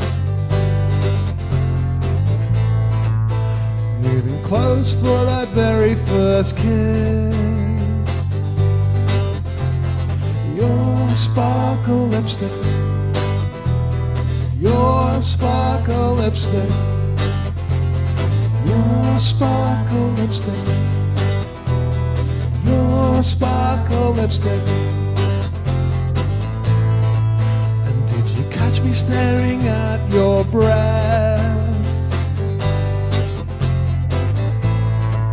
Just wondering when we're gonna get undressed. Your sparkle lipstick. Your sparkle lipstick. Your sparkle lipstick. Your sparkle lipstick. But you're so quiet that I started wondering whether, if honey you and I are gonna sleep together. The mood is right and I think you might, but I don't wanna spoil it all now.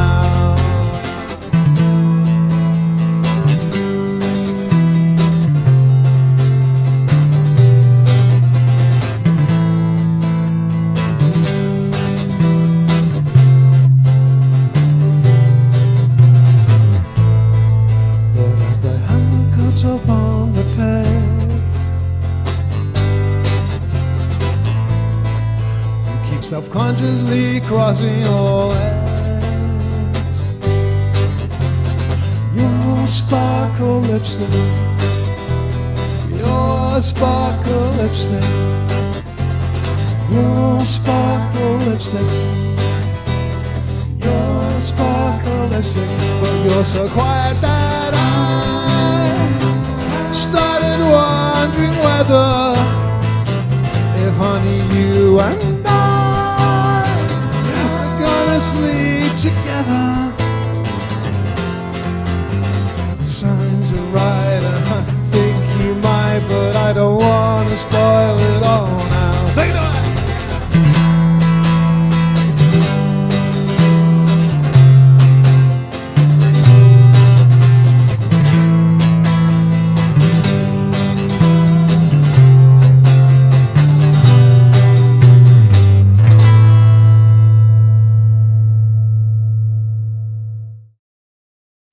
Hello, this is song number 3 in this fantastic Cinerama live set. Hope you're enjoying it all at home.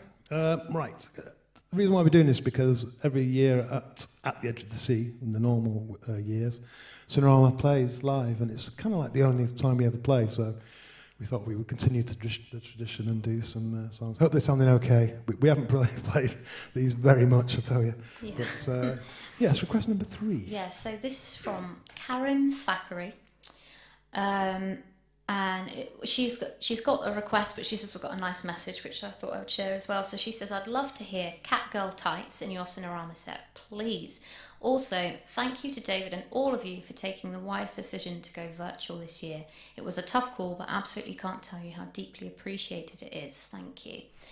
Well, thank you, Karen, for those kind words. And this one also goes out to our good friend at home, Lisa Robinson, who requested this as well. So it was a popular one. You know, Lisa Robinson is the reason why this song is called Catgirl Tights. You got a story there you want to share? Well, yeah, it's not much of a story, but she used to. She's from Cumbria, but she worked in Japan for a while. Oh yeah. And she sent me a postcard from Japan, and it was like an advert for these tights called Catgirl Tights. I can't even remember. Maybe they're like a cat design on them or something. You'd probably like them actually. You're such a cat fan, aren't you? I know, I actually have tights with cats on them. There you go. Catgirl. Yeah. I don't know if these were cats or cat girls.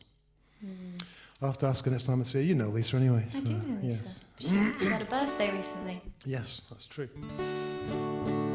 Big 30. She'd say now. She's getting on a bit. Right, so this is for Lisa and for those other people whose names I've forgotten. Karen Thackeray. Karen Thackeray. Very nice message. Thank you for that. Yes. It was a tough decision not to do the real one, but I think it was for the best. Right. So we're both together, aren't we? Yeah. 1, 2, 3, 2, 2, 3, 1, 2.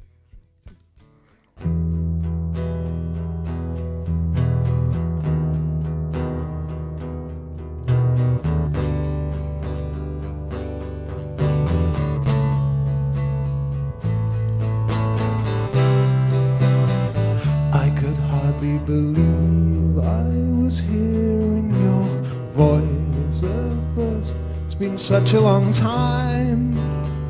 I was starting to feel the worst.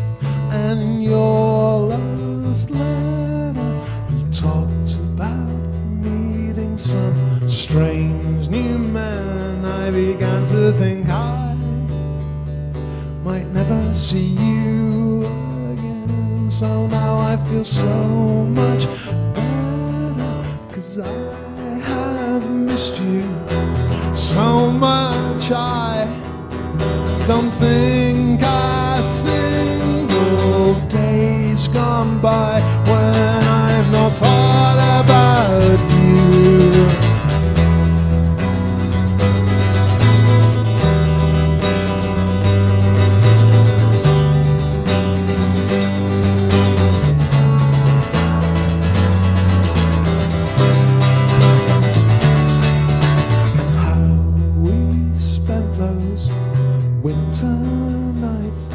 Sat by the fire, you in your catgirl tights, and we talked forever about the things that we were gonna do.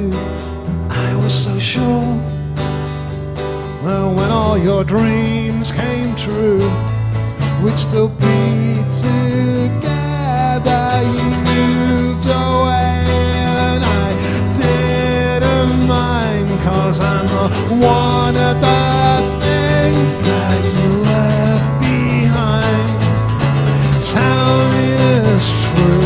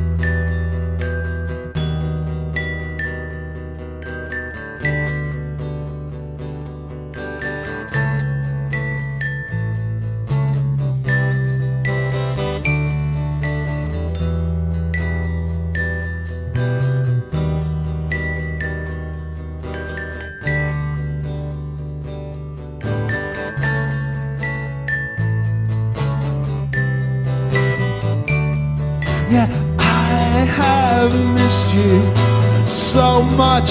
I don't think a single day's gone by when I've not thought about you. You moved away and I didn't mind, 'cause I know one of the things that you left behind. Tell me that's true.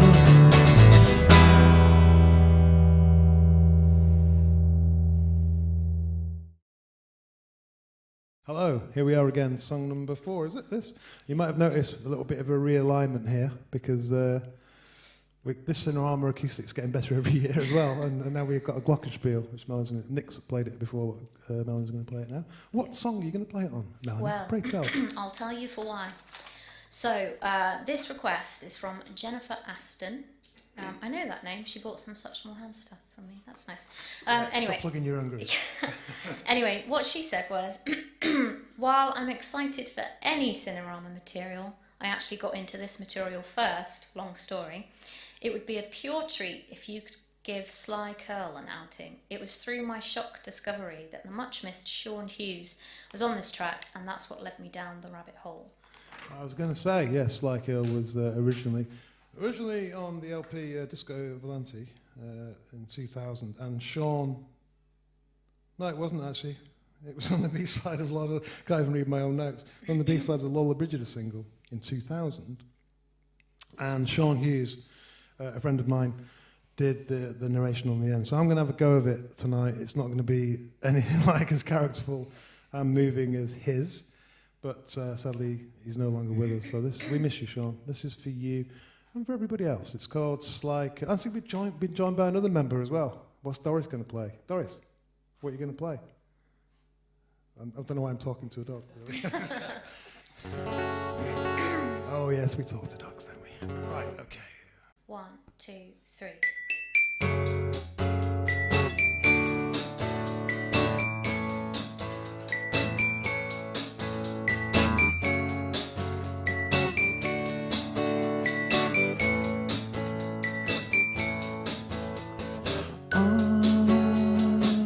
Are you sure he treasures you? 'Cause I think he's a philanderer.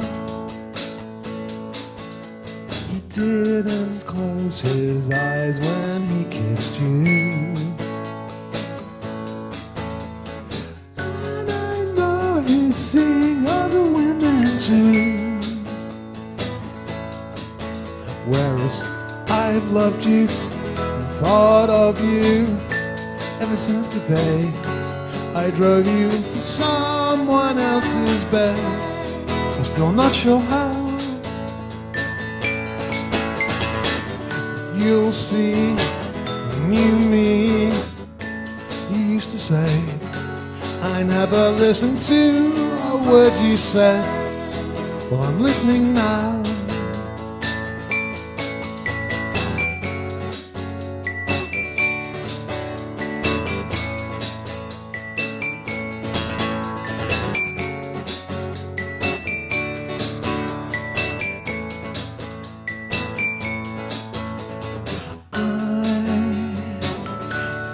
You'd always be there,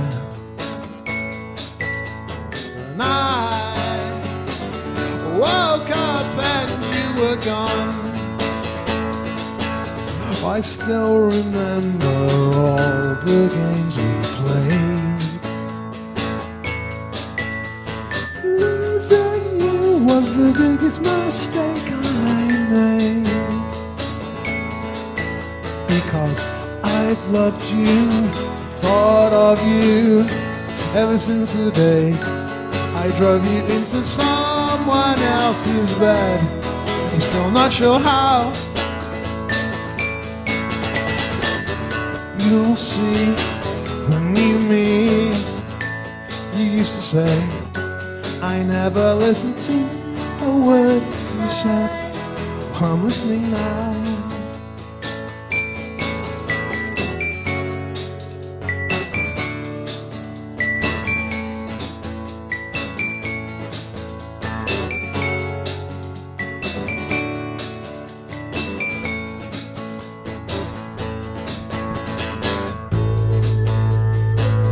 I don't remember when we first met.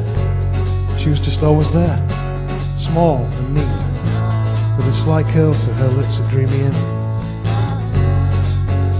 We spent the summer days in an orange tent in the garden, feeling dizzy in the heat, drinking warm Tizer. Then, one day, a rush of ants flushed us out, blinking into the sunlight, swarming around us as we ran. We tried to lose ourselves in the woods, shutting our eyes and bumping into trees, smelling the wild garlic underfoot. But she always knew the way. Maybe she cheated, but I just thought she was smarter than me.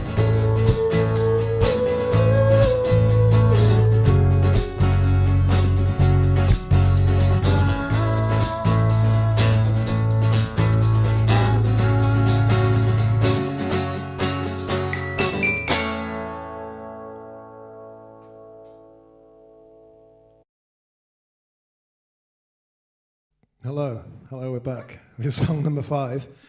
And I see you joined us again on your chair there, Melanie. Yes, here I am. Right then, so what's the next one? Well, this one was very popular in my inbox. So Tony Taylor says, surely it would be remiss not to include what is, in my opinion, the greatest song Mr. Gedge has ever written. So could we have Wow, please, if it's not too much bother? And we did do this one at last year's At the Edge of the Sofa. We do it every year, I think. But, Tony, we've decided to play it for you anyway because it was also requested by Charlie Gordon and again by Lisa Robinson. So we're pleasing more than one person with this one, I think. I think this is the most popular, I've grown to realise this is the most popular Cinerama song, I think. Wow. And we traditionally we seem to end the set with it, but we're not tonight. We're going to do one more after this one. So, yes, from the album Disco Volante 2021 years oldest. Is that right? I can't believe that. I guess it's right. Says it down there. This is Wow then. 1, 2, 3, 4. You've avoided questions that could have easily spoiled the mood. Like, where does my girlfriend work? What's her favourite food? I think I know someone who could give me an alibi. So yeah, I think I've just proved that I'm quite prepared to lie. But there is nothing quite like a secret rendezvous. I think I know already what I'm gonna do. Outside the air is cold and your arm slips into mine. When you invite me in, you know I won't decline. But I don't want to stay forever. I don't want to leave my girlfriend, but wow, this isn't happening the way I planned. I'm not going to say never, but I don't want to fall in love right now. Well, just as long as we both understand. But as you lead me up the stairs, I'm leering at your thighs. You're revealing parts of me that I just don't recognize. You leave behind the scent that lingers in the air. It draws me up the steps, but I should not be there. I don't want to stay forever. I don't want to leave my girlfriend, but wow, this isn't happening the way I planned. I'm not going to say never, but I don't want to fall in love right now. Well, just as long as we both understand. You're telling me, almost compelling me to stay. Don't close the door, because I'm still not sure. Okay.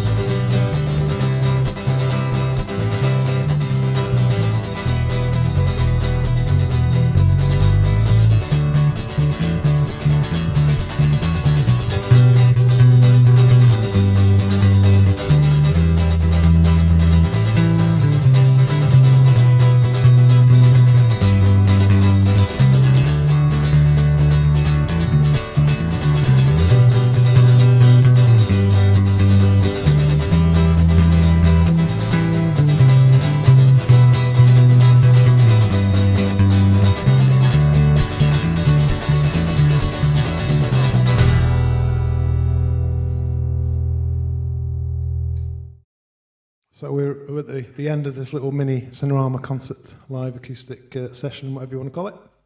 And the last song, before we go, I'd like to say thank you to Nick for adding a few bits and pieces to make it. It's the icing on the cake, really, I think, fair to say. No point thanking her, because you'll see her again in a few minutes. And on the sofa. On the sofa, yes. And she'll be there for the rest of the night. With the quiz coming up, of course. Hope you're all getting ready for that. Right, so, yes, the final song, Melanie. Yes, well, 2 people requested this one. Just the 2, hey? Well, 2 people that I'd like to point out. Oh. At least. So, it's from both David Duffy and, all the way in Japan, our beloved fan, Yoshi? Oh, well, I call him Yossi. Yoshi? Could you clarify for us, perhaps in the comments, Yoshi, which one is it? We asked him, and he said yes to both. Ah, well, let's find out. I said, is it Yossi or Yoshi? And he went, yes. Right, okay. Well, we'll find out. We've asked him again, we'll find out. Okay. Anyway, let's get back to it. Well, David Duffy says, I'd love to hear I Wake Up Screaming during this acoustic set. It's a barnstormer. I think he's right. No, I think it's a good one. And yeah, Yoshi... Now, this is kind of an opposite of a Take Fountain song. Do you know what I mean by that?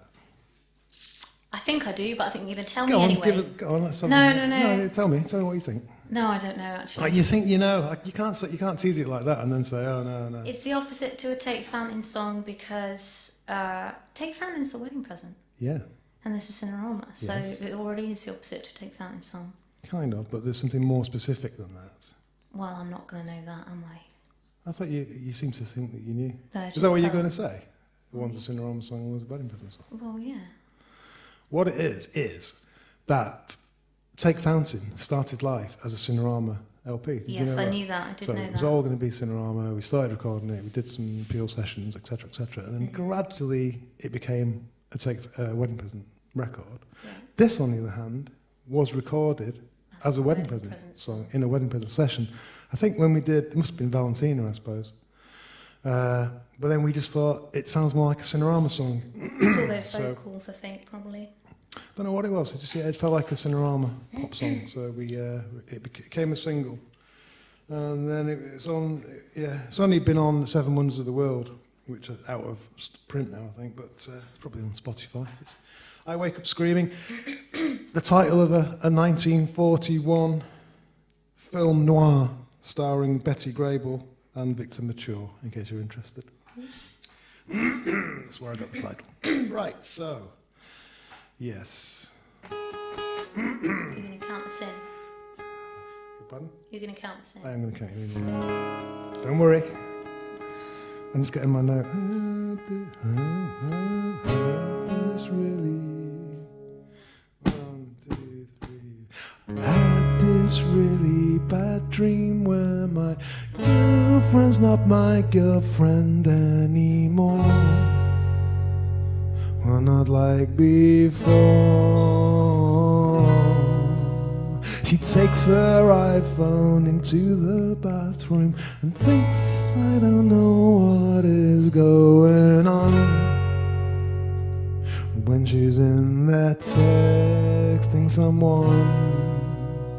Oh wait, this is no dream, this is really happening. I discover what she's doing, then wake up screaming.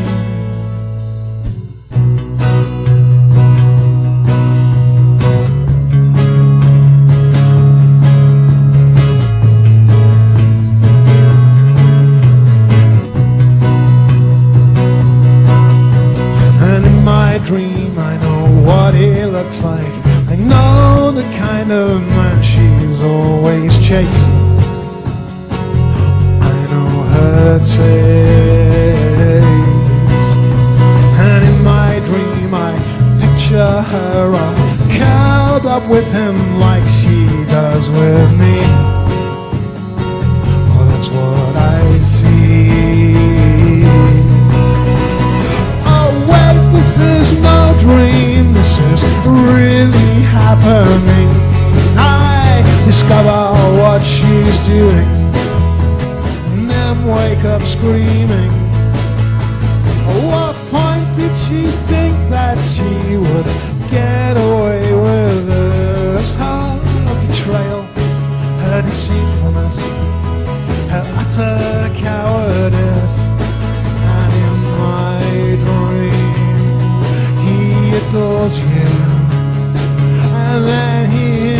was you to tell me to go,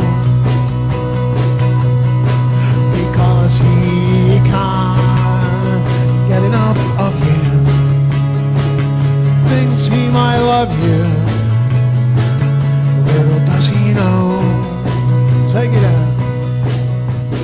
Oh wait, this is no dream, this is really happening. I discover what you're doing, and then wake up screaming. What point did you think that you could get away with this? Your betrayal, your deceitfulness, your utter cowardice. Yeah.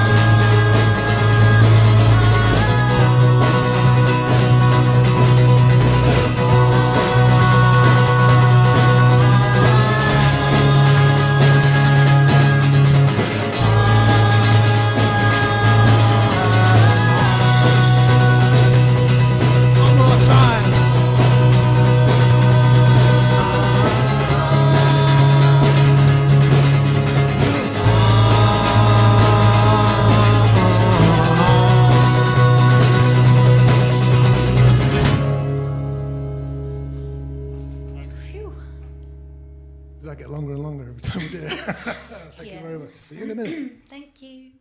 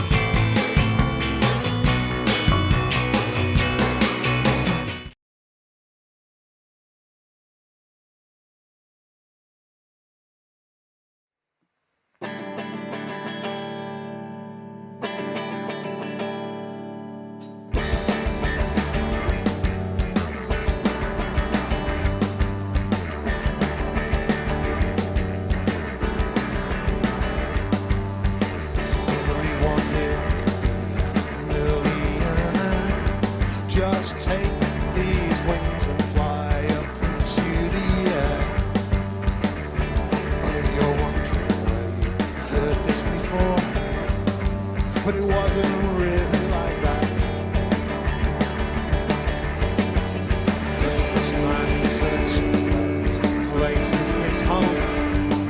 It's time for him to crawl back under his stone. Do you remember when he said this before? But it wasn't really like that.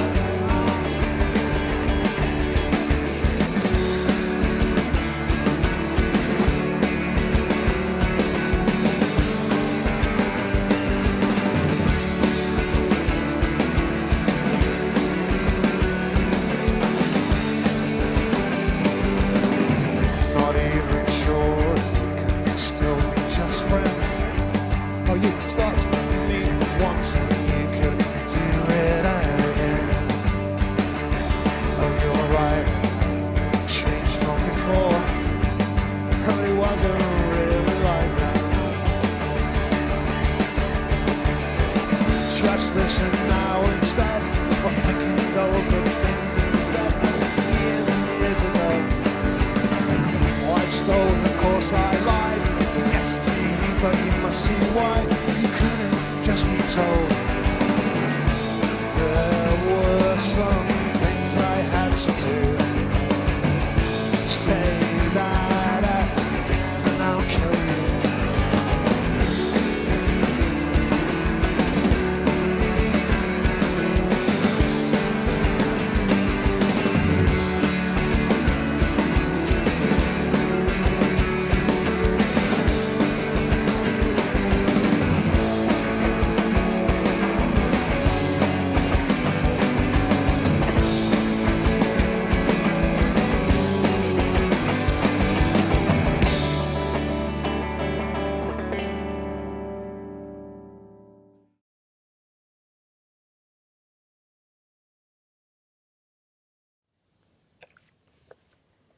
Are we back? We are back. We're Hello. live. Cheers. See, I went more formal, and you've actually went the other way. Well, you inspired me, David. You can't really see it then, you? So we do them in slimmy fit. Well, fit, this is so- actually a unisex t-shirt. I just prefer them personally, but there are also skinny fit, as we That's are the naming word I them. was looking for. Yes. Cheers, by the way. Right. Cheers to you as well. So that was Crawl again from the live stream we did in the church, which you were corrected on apparently by a listener who said you were wrong. Yes. Is it? Sorry, I've forgotten her name. Richard, who Houghton's partner. Oh yeah. Corrected me. Yeah. I'll tell you. Hang on. It's on my phone. While you're doing that, Yes. You go ahead. I'd like to say hello to Mark Pengelly in Wales, and also Paula Wiseman, who I think it was her birthday, and she wanted Perfect Blue to be dedicated to her. So we did it right at the end of the first segment. So that was for you. Consider that. Now the raffle is closed, as we warned you. You can still buy the Bandcamp Dalliance open brackets acoustic version closed brackets. Yeah. But you won't be entered into the raffle. That's correct.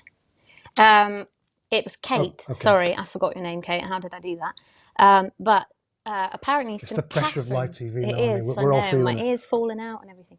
So St Catherine's is the tallest parish church building, excluding the spire, and St Walburge's is the tallest, including the spire. So I guess the sign outside the church is wrong. Oh, we should go and report them. There'll be someone out there that will have some sort of explanation, I reckon. So if that person is you, let us know.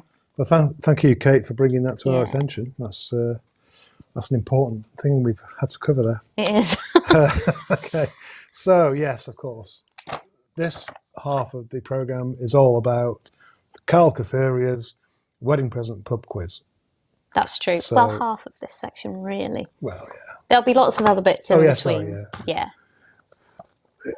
Basically, it'd be like the first section, but instead of the Q&A, we're doing the quiz. Is that Quiz right? rounds. That's right, yeah. Okay, So you should all have access somewhere, wherever you're watching, to an online form.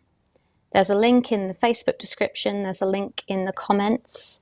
And it's running at the bottom of your screen there as well, I believe. Should be running on the bottom of the screen. I'll post the link in YouTube as well momentarily. And that is basically how you join in. So you just answer the questions in the form. We read them out on screen. You answer in the form. Some of them are multiple choice. It's all very self-explanatory.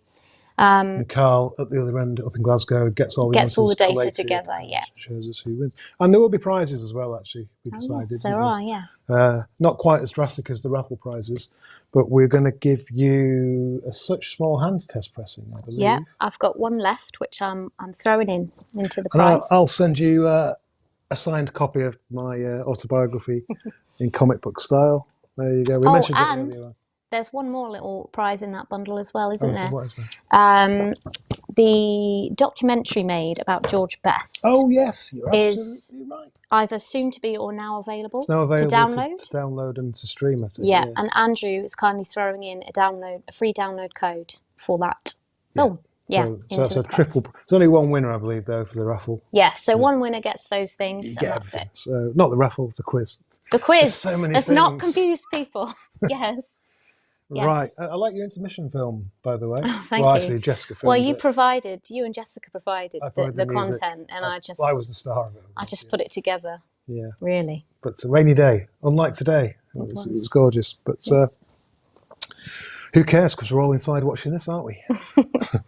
So coming up will be round one of the quiz, preceded by another premiere, or how they say it, of a lockdown stripped back wedding present song. This one is from Sea Monsters, and it's called Dare. Roll VT.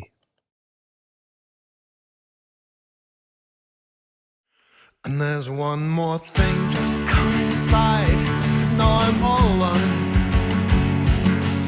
Dad wasn't here today. She said she had to get away.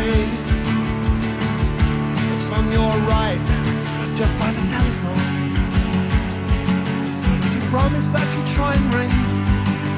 So far I haven't heard a thing. I'm glad you came round though, because there is something I must know. You shook your head when you walked away. I think you maybe had a row, and I know you wouldn't leave him now. But the things you said as you turned my way, the look that came into your eyes, it kinda took me by surprise. And you can't have not known that I would be here on my own. Stay all night, I dare you. Who is gonna know? I can't believe you want to go. Yes, alright, I scare you. You're just as bad as me, and I know where I would rather be.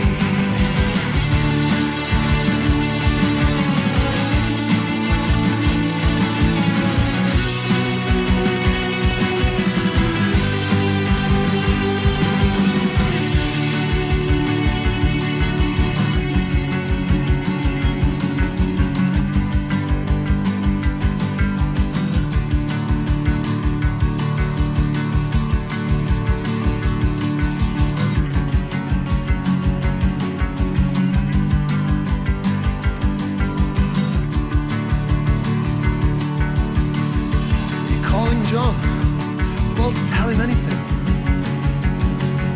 Look how we tremble when we kiss. One day soon we'll laugh at this, but for just tonight, we've got everything.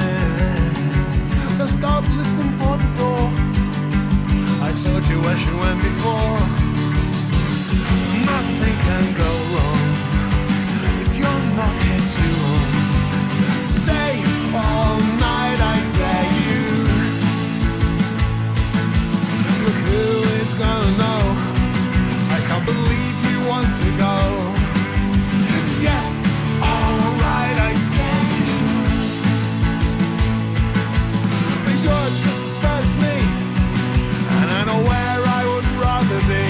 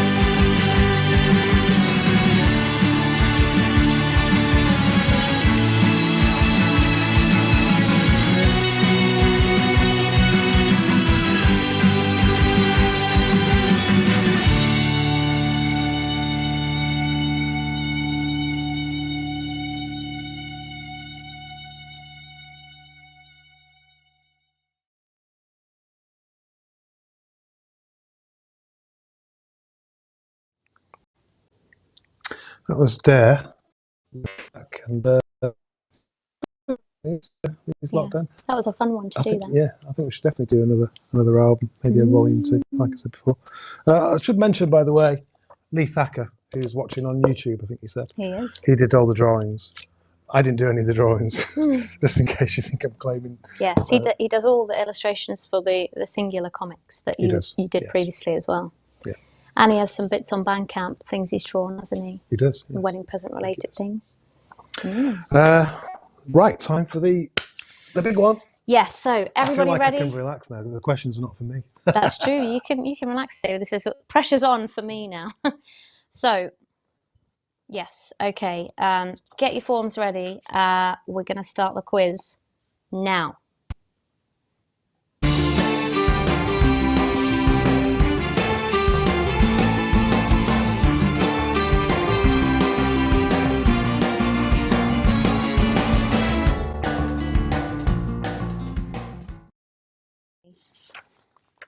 Well, you may have heard us chatting there. You may not have. Who knows? Right then, everyone's got their forms ready at home, I hope, and knows what they're doing. Please just comment if not, and hopefully Jessica will be keeping an eye and can give you some assistance. This is now time for round 1.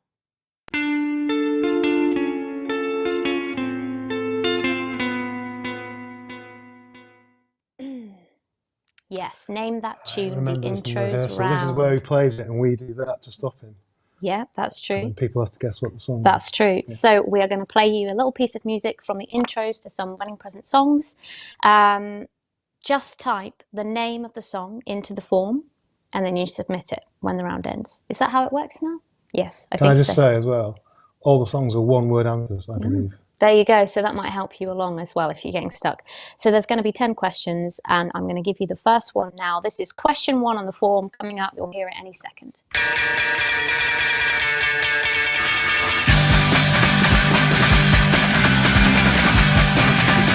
Oh, she can. The thing we didn't rehearse, Carl. Yeah. Carl's in my ear, right? The one thing we didn't rehearse is that we can't hear what you hear out there because it feeds back to us on a loop. So I've got no idea when to stop it, Carl. So you might just have to stop it and tell me when it's done. Use your best judgment and then give me a little ping in my ear. I'm looking at it a little bit. So hopefully you heard question 1. And we're going to move right along. Again, yeah, just give us a comment if this isn't working. Please let us know. This is the first time we've done this, really. So this might get a little harder as we go along. Maybe that question was a bit easy for some people. Here's the second song, which is... we don't know. Here's the second song. Question 2 on the form.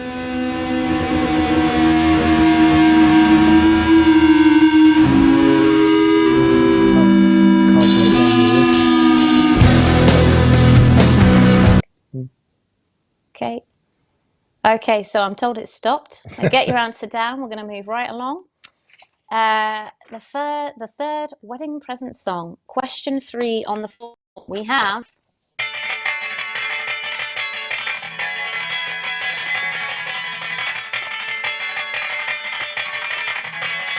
I'm not dancing along with the last two, probably. This is... Yep, that's a fast one, that one, isn't it, David? Was it? I'll put you up for it now. We had this all planned out. It's all gone downhill, but I'm sure it's going fine for you at home. So, yes. Carl, can you maybe play it down your phone to me? Would that work? If he can stop it, it doesn't matter. No. Okay, let's move on. So, I'll just drink my wine. You just drink your wine. You just relax, David. Yeah. So we're going to bring it down a bit, apparently. As they say in the business, according to... As they say in the rock and roll game. As they say in the rock and roll game. Yeah. This is question 4.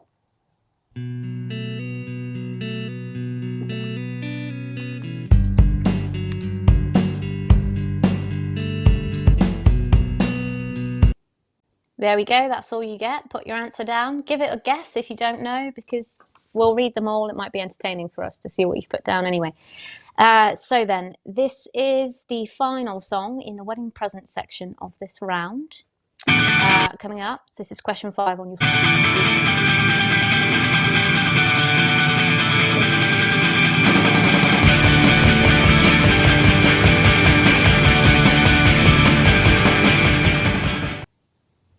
There we have it. That was the end of that one. So that's the 5 wedding present songs in this round. We're actually going to do Cinerama songs for you now, which might be a bit harder for some of you. You may need to click next section on the form if you're having any questions about that. That's what you need to do. So this is going to be question 7 on your form coming up now. Question 6, sorry, I stand corrected. Question 6 on your form now.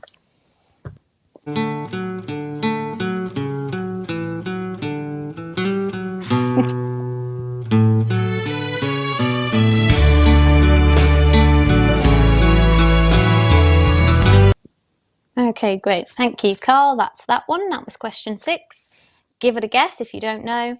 Question 7 is coming up now.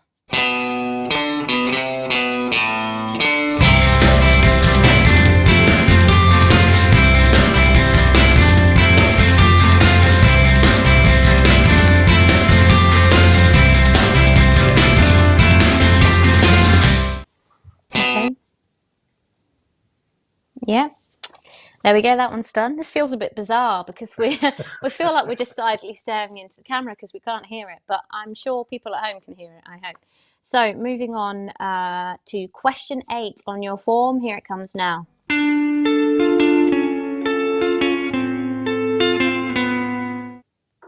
And that was a very short and sweet one, David, I'm told. Yeah, well, I can tell. Yeah, so we're going to move swiftly along. I hope you're keeping up with us at home. If we're going too fast for you, just let us know. Yeah, next up, question 9 on your form. Here it is.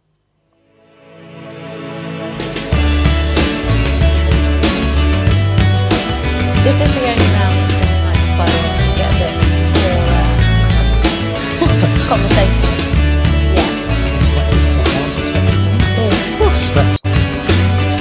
Yep, so that was that one, question 9. This round is flying by, if I don't say so myself.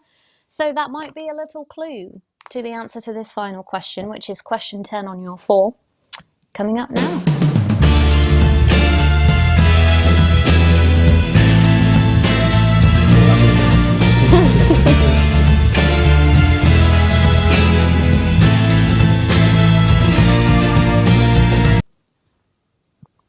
Did I get that right? Did I do that in time? I took a wild guess. So that was the end of round 1, which was our Name That Tune round. Get all your answers together, give them a check, submit your form. Yeah, if you missed joining in at the beginning, don't worry, you can join in any time. Anything else to add there, David? No. Okay. So all the rounds are different, aren't they? Yeah. And we're going to have a few more. We've got to apparently chat a bit now, haven't we? Yes, well, I'm told we're fine, but you might want to say what we've got coming up. Yes, I will. Yes, I will. Well, in the whole programme, we've got a few more guest appearances, and we're going to start with one in a minute, actually. It's yet another old wedding present musician, ex-member, Sean Charman. He was the drummer on George Best, but he's now a guitarist, and he's got his own. You might remember from last year, actually, we had them on. Yeah, we did a little. I interviewed them actually, Sean and Kerry. The band's called Jetstream Pony, and Jetstream Pony is named after a greyhound. That was its racing name, and I believe that was kind of the inspiration for that T-shirt. Yes, that's the word I'm looking for. There we go. So that's going to come. Before that, we've got another wedding present stripped back lockdown song, Everyone Thinks I Look Staffed, from George Best, funnily enough, by coincidence. And before that, we've got a little advert, and it's Andrew Jesard actually talking about, we're not talking, he's got a trailer for the George Best film. Yes. Which is actually going to be a prize, the free download. Yes, the one that we mentioned earlier. It's almost like I planned this, really. Let's have a look at that, shall we? Roll VT.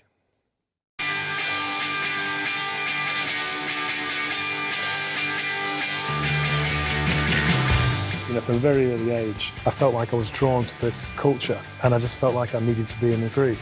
We didn't have really much going on as an aesthetic. We stripped everything out. Ferocity was one of the things we were left with. What we did in those 3 years, and starting off with George Best, we did something that touched people's lives. You know that endless summer when you're about 17 or 18, where you just do what you like, and it's great. And if only all your life could be like that, whatever soundtracks that summer is with you forever. So I think the wedding present, for a lot of those people, is soundtracking that. As long as that record still exists, when the needle hits the vinyl, I can still be 15, 16 again.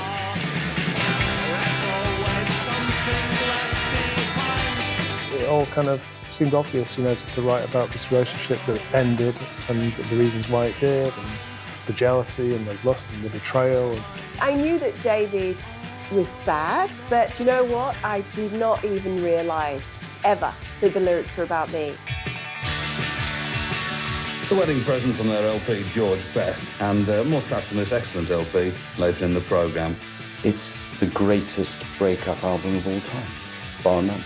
You know, I'm very proud of having done it. As I say, the fact that we're still talking about it 30 years later, I mean, blimey.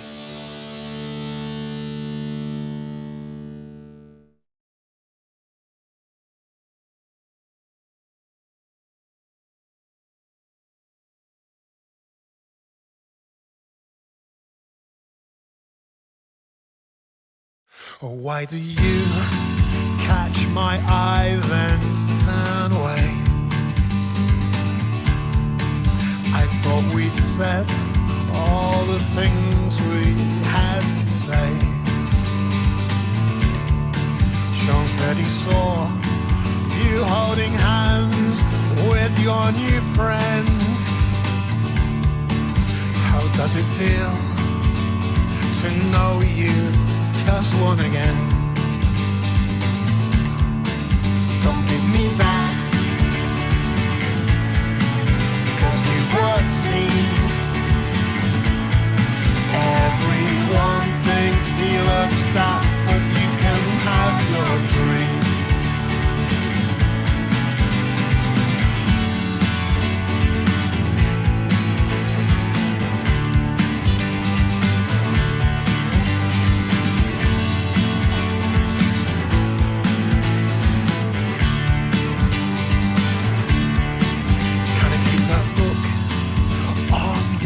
And maybe this one too. Oh sure, I'll bring them round tomorrow, if that will do. Was it really full? They must have queued there since 3:30. Oh, I didn't go. Was it a good film? Well, that's just me. Don't give me that, because you were seen. Everyone thinks he looks daft, but you can have your dream. You can have a dream.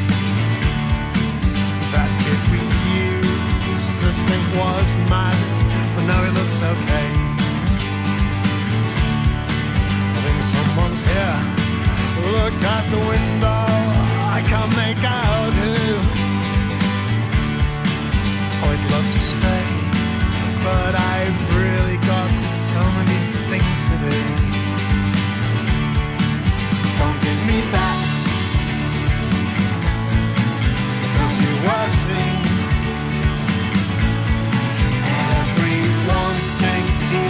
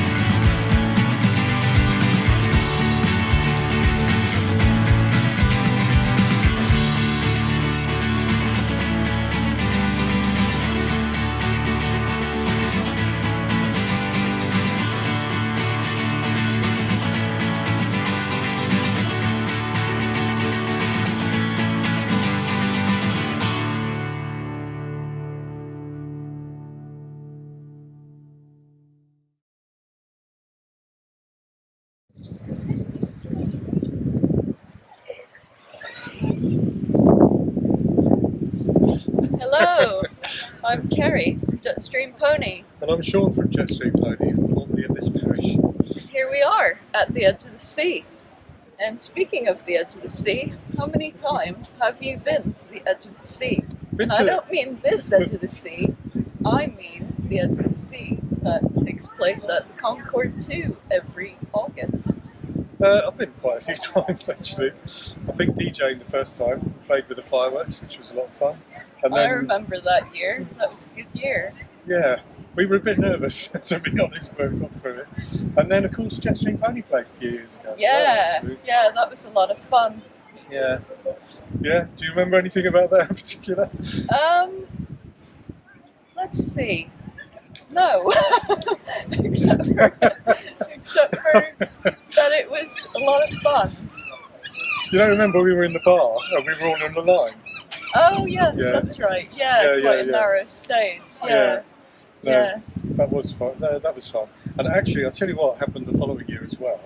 Is I played with the Ukrainians, which was great as well, because it was actually, I think, the first time that 3 of the original members of the Wedding Present have been on the stage together again since about 1875 or something. Wow. So, but yeah, no, I've had a lot of fun at Edge of the Sea. It's really good fun. And it's a shame it hasn't been on. Obviously, we did videos last year as well, didn't we? Well, last year, yeah, it was an online streaming thing last year, of course, for everybody.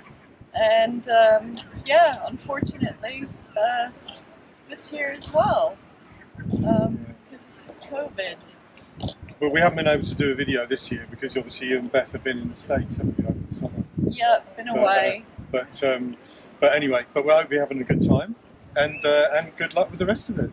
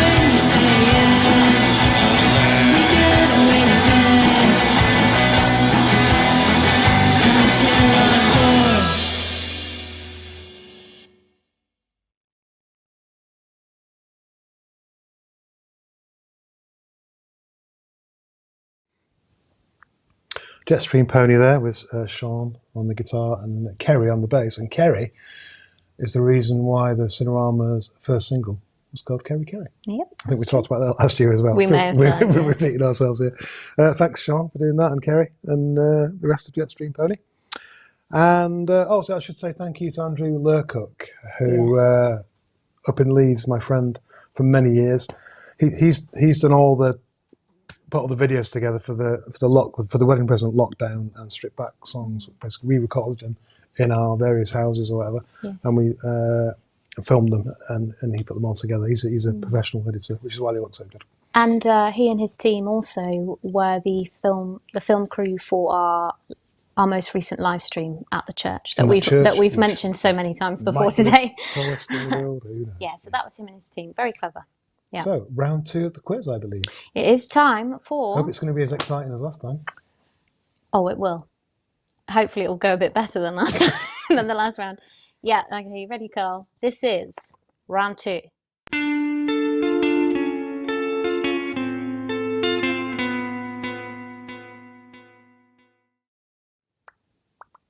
Yes, this is the Where in the World geography round. See, I did think it should have a question mark there, but apparently it's named after a TV programme which didn't have a question mark. Yes, so Carl did yes. correct me on that one. You were corrected there, weren't you? So yes, time for round 2, Where in the World. This time we're just going to have 5 questions, and make sure, don't make sure anything. If you didn't join in the first round, it's fine to join in now. Just press next section and it will take you to this round. So, don't go Googling either. You know, keep it fair and fun. Oh, Steve. Oh, don't blame Steve. I don't think he was cheating at all. Don't you worry, Steve. We believe you. So, we're going to go straight in with question 1. Hope you're all ready. And it is, in which European city did the Wedding Present play their first concert outside of the UK? You've got multiple choice answers in front of you there. A, Amsterdam, B, Paris, or C, East Berlin. Yes, so in which European city did the Wedding Present play their first concert outside of the UK? Pop your answers down now. Anything to say there, David? No, I haven't got anything to say. It's got nothing to say. Shall we move swiftly on? It's good to hear the questions. Okay. And I do know the answers to that one. Are you answering them all in your head? I am in my head, You're playing it. Right then, so we're going to move on to question 2. So keep on up, get your answers in there. Question 2 is, we have just released, oh yes, we have. We've just released Live 2012 on CD. Finally, I had one here to show you. Yes, maybe, no. Okay, no, Jessica's busy. In which, we've just released Live 2012, in which the Wedding Present played Sea Monsters in its entirety. But what we want to know is, in which city was Live 2012 recorded? Was it A, London, B, Leeds, or C, Manchester?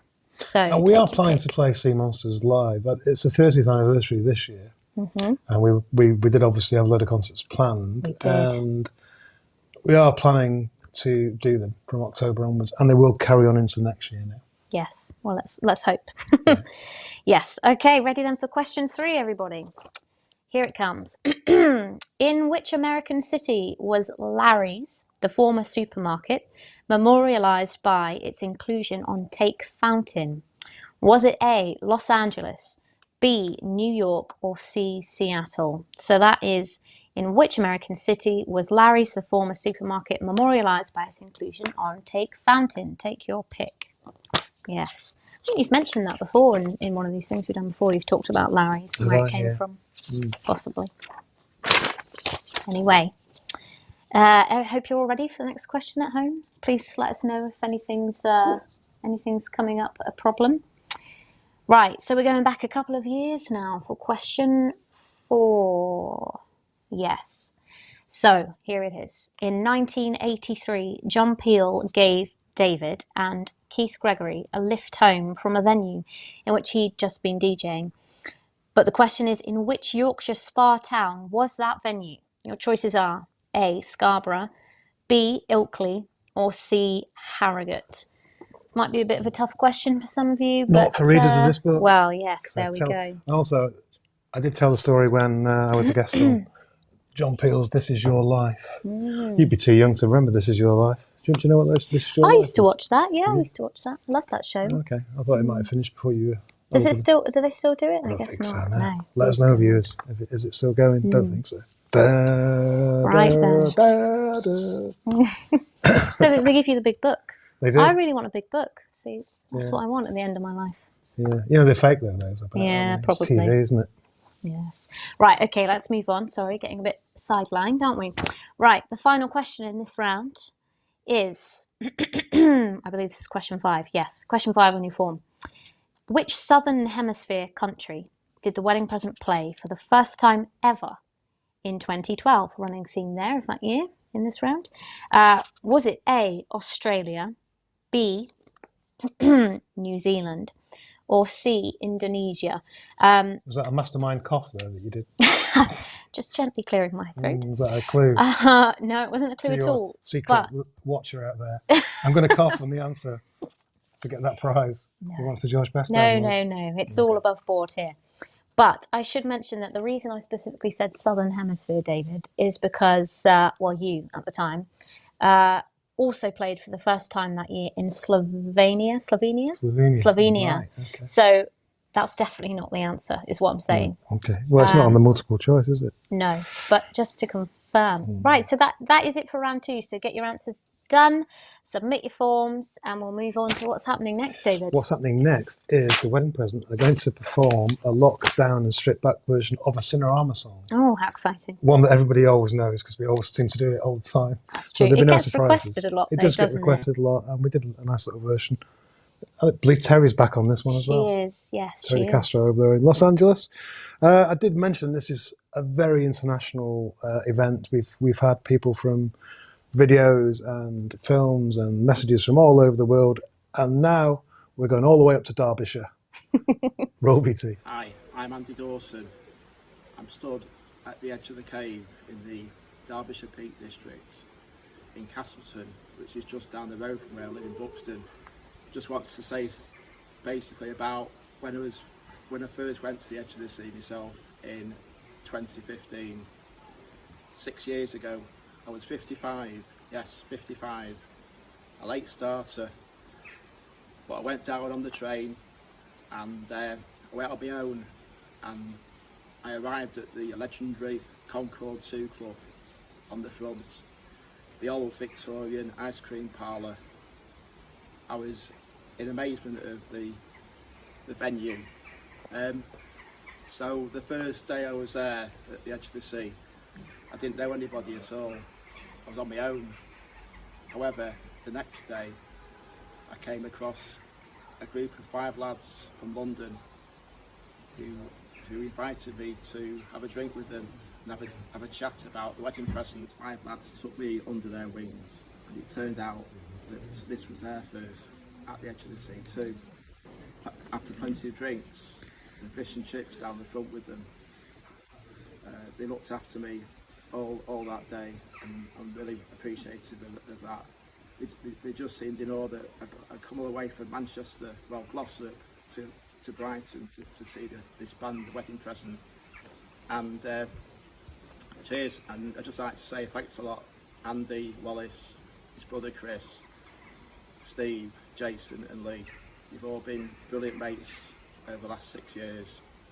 So after the Edge of the Sea finished, and this t-shirt that I'm in, you're all wondering what it's about. It's about Glossop North End. And on that day, I had my photograph taken with the man himself, David Gedge, outside the Concord Club. Thanks once again, David, for putting on the edge of the sofa. I know it's been a difficult couple of years, but I know we'll all be heading back down to Brighton next August. I've already booked the hotel. I've got my tickets, number 1 and 2, so I'll see you there.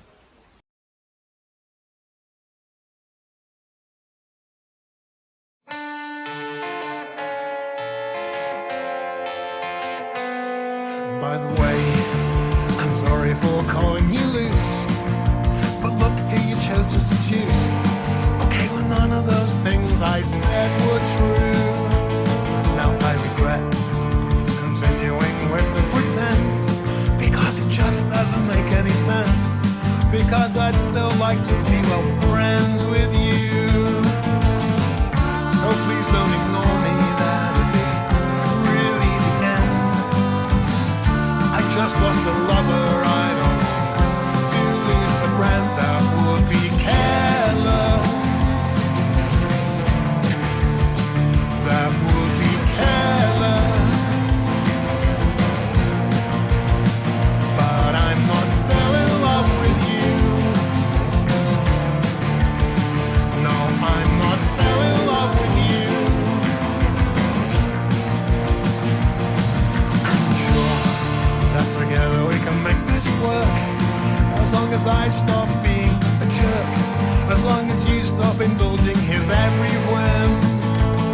Because I know I can put up with all of this mess just to see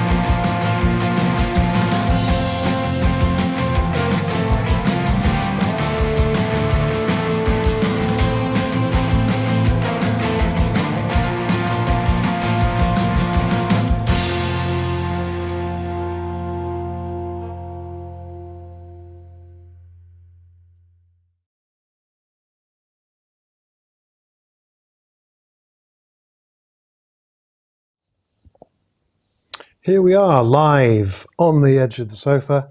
Oh, I spilled something there. Oh dear, No, David. I haven't. It was the way it was, Rob. Live in Brighton. Hope you're enjoying it wherever you are in the world. I noticed that the T-shirts are going down quite well. I'm not wearing mine. You're wearing yours now. But look at this. Stephen Stewart there. Let me just show you. He's just said, actually, let me find the thing. He said, is there a prize for the best dropping of a cornetto on your new wedding present shirt? If so, here it is. Can you see that there? Look at that. Oh, yeah, Oh dear, ruined it. Oh my God. So yes. So I hope the quiz is working okay. Let us know. No one seems to be saying anything on Twitter or Facebook. Well, we hope it's going well, but one thing I will say about that is what some people are saying is the answers. You're not supposed to put them in the comments on the feed. You've got to put them in the form or you won't get the points. And you'll spoil it for the others. Points mean They'll be prizes, don't cheating. forget. Yes, there are prizes, so. Right. Oh, and thanks to Andy Dawson for doing the message. Oh, yeah, we loved that, Andy. Thank you so much. He pops up a lot in these, He does, in these yes. events, Andy He Dawson. does. Legendary figure there. Oh, right then. So round 3. What's this one going to be about, Melanie? Well, it is indeed time for round 3.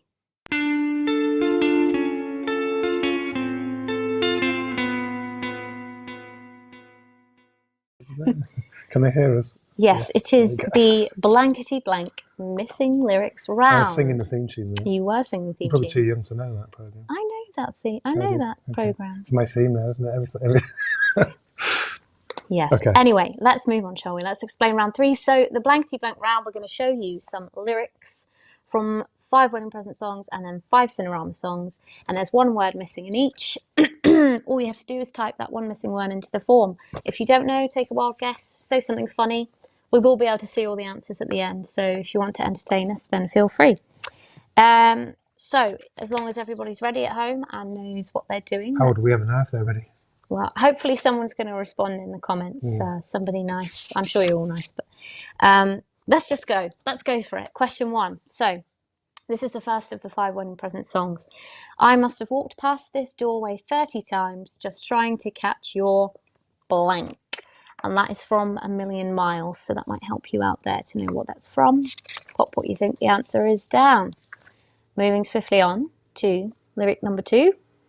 This one is from My Favourite Dress, and the lyric is, slowly your beauty is eaten away by the blank of someone else in the blanket where we lay. Pop your answers down now. These are a bit easier than some of the Well, previous. they might get a bit harder Oh, now. okay. Let's see, let's have a look. So then question 3. Oh. Question 3 is coming up on the screen, hopefully. Sorry, we've lost our visual here, Carl. wonder What's why that's happening? But as long as it's all going well there, that's fine. Okay, yeah, it's all going fine. So question 3, the visual is on the screen. The air is so cold tonight. Here, let me put my arm around you. I've seen you looking quite so blank. And that's from Mercury. Sorry, we just haven't had a minor technical fault our end, but I think it's all fine for What you. button do I press? Toggle press. Yeah, there you go, David. You've done that right. Don't you worry. Well done. Technology. Well done. Okay, moving on to question 4. Question 4 is, oh, there's no one like you, no one like that now. There's always some way that you could bring me blank. That one's from The Moment Before Everything's Spoiled Again. Okay, everybody ready for the final wedding present lyric before we move on to Cinerama? So this is question 6 on your form. This one, you looked so shocked when I said I'm blank, but I think I shocked myself even more for what it's worth. And that's from Little Silver. So there we have it. That's the 5 wedding present songs. Click next section on your form now, and then we're going to start the 5 Cinerama songs of this round. Here we go. Hope you're all. Did you know any of those, David? Those 5? I think I knew them all. Yes. Well done. Yeah. The Cinerama ones, I might, because we don't play them quite so often. Do Yeah, we? So that's true. I might struggle. Okay. I'll let you know. So this is the my little script has run on. Yes. Pages and pages of script here. Question 1. Well, it's really just the questions, but okay, here we go. Question 1 coming up on your screen. Cinerama. Yeah, I've got a girlfriend. She's beautiful. blank. And yes, I do love that. Well, that word could even work, couldn't it, David? If you were being a bit mean. It could, but I've no idea what the right word is. Yeah. She's beautiful.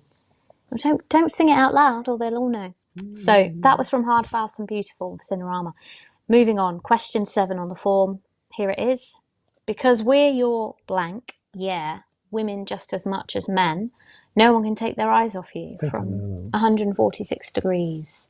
These are tricky, they are. I don't know that I one. know they'd be harder. Well, you don't hear them so much. Yeah.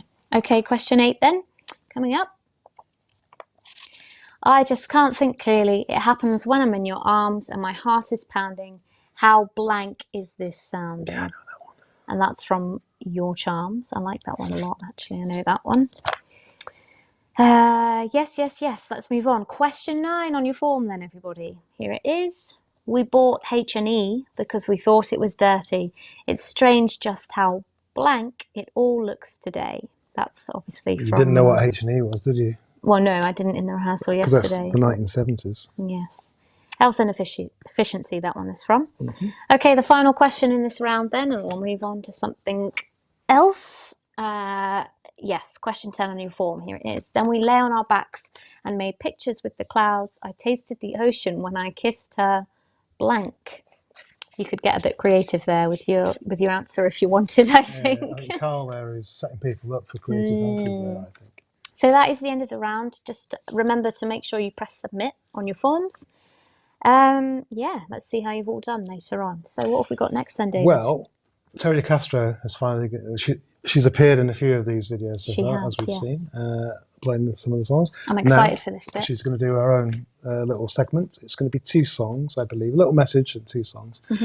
I've seen she does a cover of a wedding present song, and it's brilliant, this video. I think you'll love it. But before we see that, obviously we're here at Gedge Towers. There's many levels to this building, and have you ever been right down underneath? I don't think I've ever behaved badly enough to see the basement of Gedge Towers. Well, let's hope you never do, because that's where we're going to go now. Let's go down to the basement. Roll VT. Good afternoon, good evening, and Ohayo gozaimasu. I'm not saying that very well. To wherever you are in the world. And we are still at the edge of the sea. I am actually in the basement of Gedge Towers, and I can't speak for very long. David has held me prisoner here since 2019, and because there aren't any gigs going on, I'm not able to sell any t-shirts to you lovely people, so I've been chained up since then, and he occasionally feeds me bread and water if I'm lucky. I'm only joking. I love you really, David. So this is the second virtual at the edge of the sofa, and it's quite sad that it hasn't taken place, because I absolutely love it. It's one of my favourite weekends of the year, and I know it's one of David's favourite weekends of the year too. And gosh, as the lovely Andy Gillespie dubbed me, he said I am a merch goddess, so I'm going to take that title and run with it. I like it very much. Thank you, Andy. God, what can I say about the festival? It's just so amazing. I don't have any particular favourite memories. It's just, I love meeting all of you guys. I love seeing the variety of bands, and it's just such a good atmosphere and so much fun, and it's a lot of hard work, but it doesn't feel like hard work, and it's just great. One of my favourite bands actually was the Sleazoids. They were fabulous, and I really, really enjoyed the Fallen Women. That's right, Fallen Women, yeah. And it was great watching everybody like sing along to the fall songs, so we need more of that. And if David lets me out of this basement anytime soon, I will be back again to sell you t-shirts and raffle tickets next year. So everybody take care. Lots of love to everybody. Take care. Bye-bye.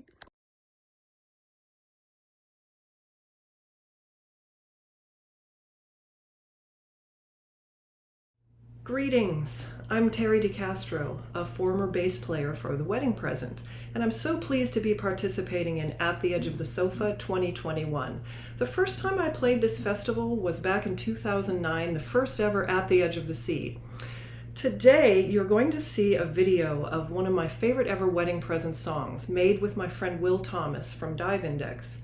But before that, you're going to see a cover version of Duran Duran's A View to a Kill, which came out earlier this year as a single, and also on the Wedding Present curated compilation of Bond themes, Not From Where I'm Standing. It was performed with my friend Paul Haraga from Downpilot. He played all the instruments on it, he produced it. He's performing with me today from Seattle. I'm performing from Los Angeles. I hope you enjoy, and I hope you love this festival as much as I do. It's such a wonderful tradition, and let's hope it's all in person next year, and hope to see you there.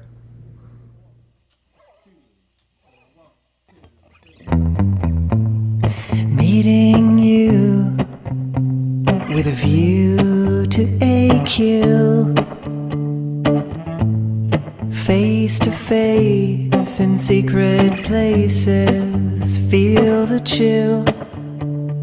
Nightfall covers me, but you know the plans I'm making still oversee.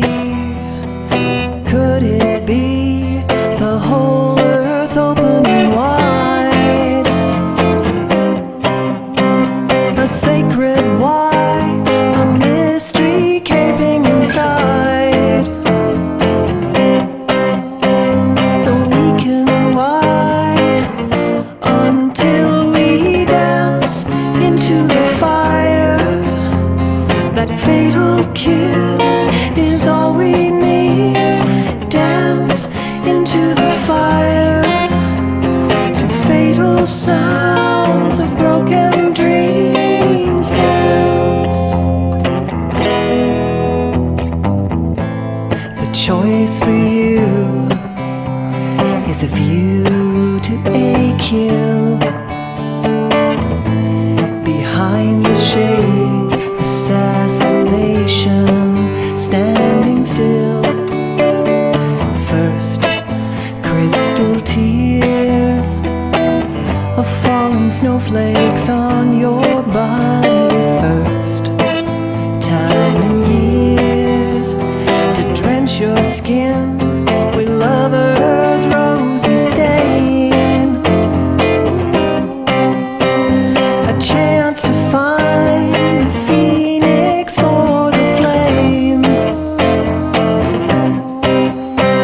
A chance to die, but can we dance into the fire? That fatal kiss is all we need. Dance into the fire to fatal sounds of broken dreams. Dance into the fire where all we see is a view to a kill. Where all we see is a view to a kill.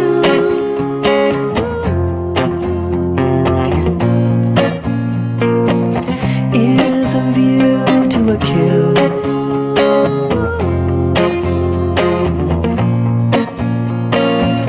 Is a view to a kill.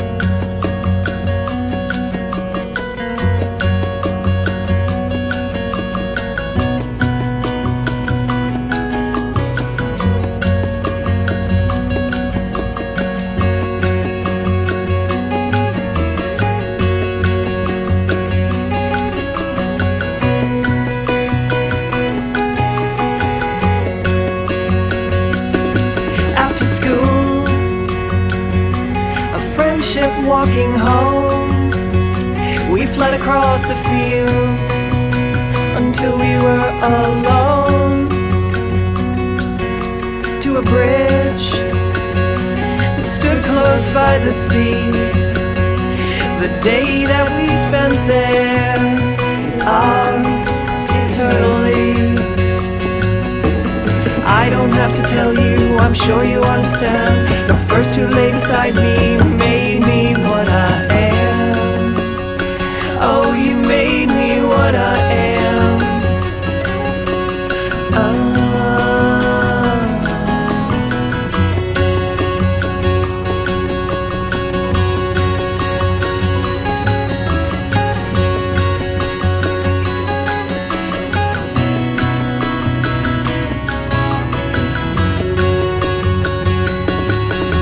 A smile in these ungrateful times makes all that you left me seem more worthwhile. Oh, but no,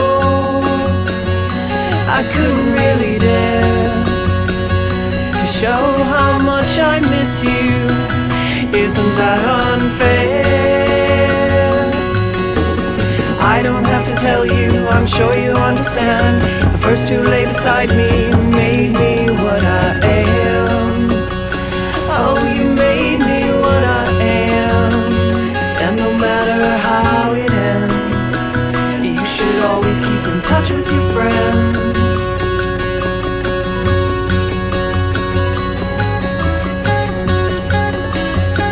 And no matter how it ends, you should always keep in touch with your friends.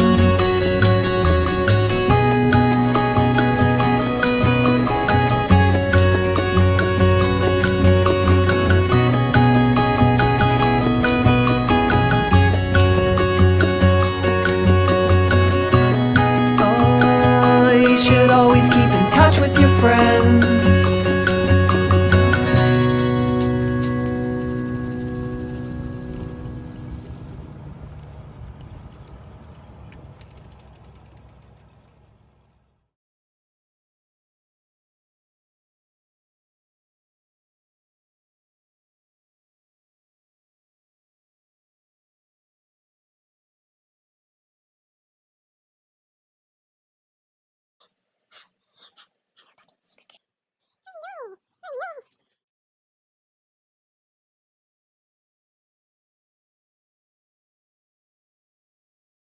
One.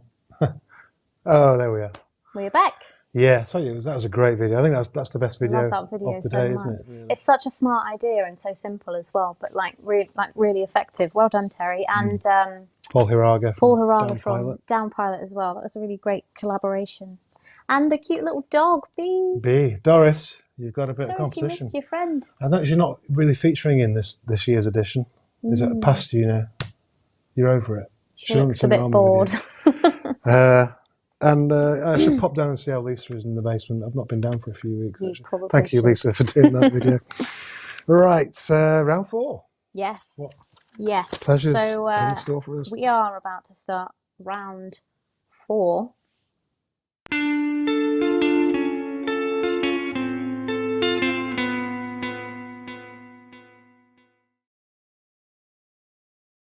So yes, so in this round, basically we're going to play you the B-side of a single, and you need to tell us what the A-side is. So the song is going to play underneath our chit-chat, and that will be the B-side, but what you need to put down is the A-side of that song. So, yes, does that make sense for everybody? Does that sound clear, David? I think so, yeah. Yeah, okay. So We're going to hear the B-side, but they've got to put the A-side. yes, but we're not actually We're going not to gonna hear hear the it, just B-side. FYI, just so you know in advance.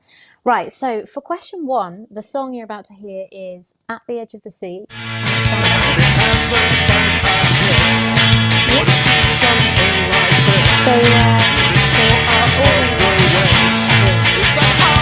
Oh, it's multiple choice this, isn't it?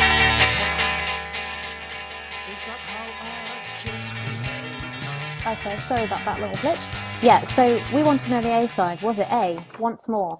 B, You Should Always Keep in Touch with Your Friends, which we just heard, Terry's lovely version. Or C, My Favourite Dress. That was the B-side. What was the A-side? Okay then. are we ready for question 2, Carl? All going well over there? Okay, great. So, question 2 coming up then. This is a cover of the theme from Shaft, but what was the A side? I'll give you a clue that it was a Hit Parade single. Was it A, Flying Saucer, B, Boing, or C, Love Slave? Do you know all these, David? I do, yeah. You must surely, yes. I think I know that one as well. Is music still playing? Okay, shall I move on? Okay, great, moving on. Sorry, everybody, if that's a bit irritating. You just can't hear the music you're hearing. So, question 3. You're going to hear Niagara. We want to know, what was the A side? That was the B side. Was the A side A, Dalliance, B, Love Nest, or C, Brass Neck? Pop what you think is right down in the box. Question 4 then. Question 4, this is Snapshots. The B side to either A, I'm From Further North Than You, B, Ring Away to SeaTac, or C, Interstate 5. Don't know which one you think it is, but pop down what you think you know is right. And we'll move on, shall we, Carl? All good? Yep. Okay, this is the final question in this round. So this is question 5 on your form of the B-sides round. You're going to hear imminently Don't Laugh. And this was the B-side to one of the 3 songs. A, Anyone Can Make a Mistake. B, Nobody's Twisting Your Arm. Or C, Why Are You Being So Reasonable Now? So pop your answers down. And that will be the end of this round. Don't forget to press them in the forms so that we can see what you're all putting down. Okay, that's the end of quiz round 4. And there's 6 rounds in the There are 6 rounds. We've got 2 rounds left. So Keep with us. Quiz round 5 coming up after an acoustic version of Brass Neck, preceded by another little message. This one's from Sid Bailey. Roll VT. Many at the edge of the sea, memories, gutted it's not going on again this year. I think I've been to all but 1 or maybe 2. Loads of memories. I loved remember seeing Ukrainians years back and then going for a swim and then coming back over to watch the next band. There's always loads of great music on. Brighton itself, though, to me is the big kind of the main thing that I love about the festival. Stumbling across just random things every time. One year there was a Twin Peaks, like a nightclub event going on as soon as the Edge of the Sea finished on a Saturday, which was great. Probably my favourite memory that was coming out one year, straight onto the beach, and there was a open air cinema, and it was bank holiday weekend. All the mods were down, and they were showing Quadrophenia. So having watched a wonderful wedding present set, going over to sit amongst loads of mods shouting "We are the mods, we are the mods," was fantastic and memorable. Hope you're back again next year, and looking forward to watching this weekend's virtual event. Cheers.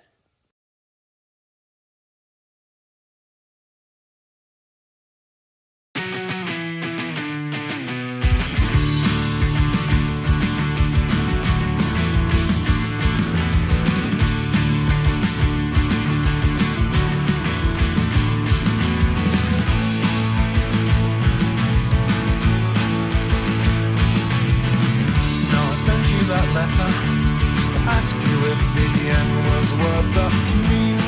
Was there really no in between?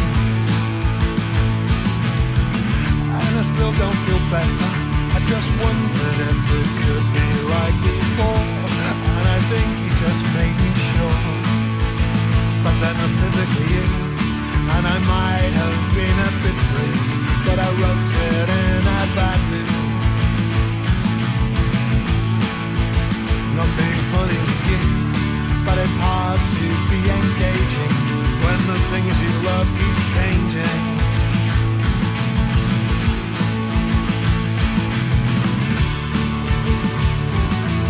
Brass neck, brass neck. I just decided I don't trust you anymore.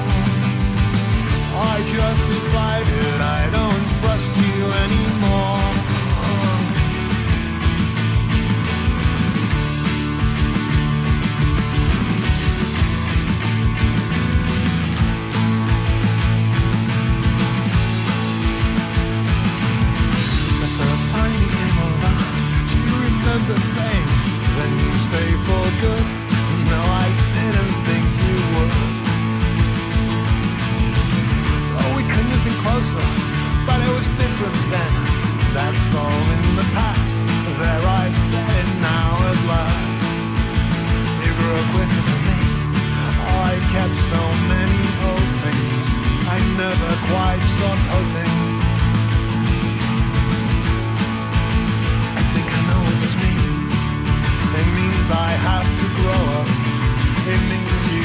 to throw up.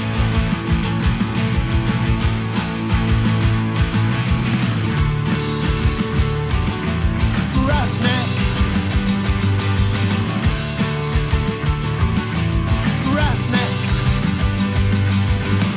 I just decided I don't trust you anymore.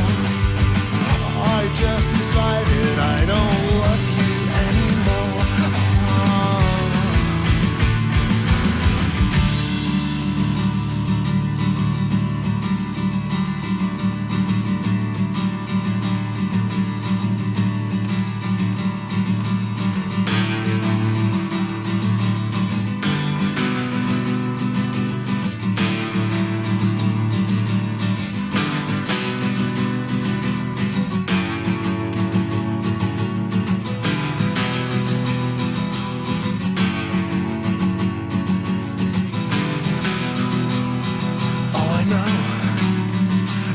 Listening, were you? Oh, just go whenever you prefer to.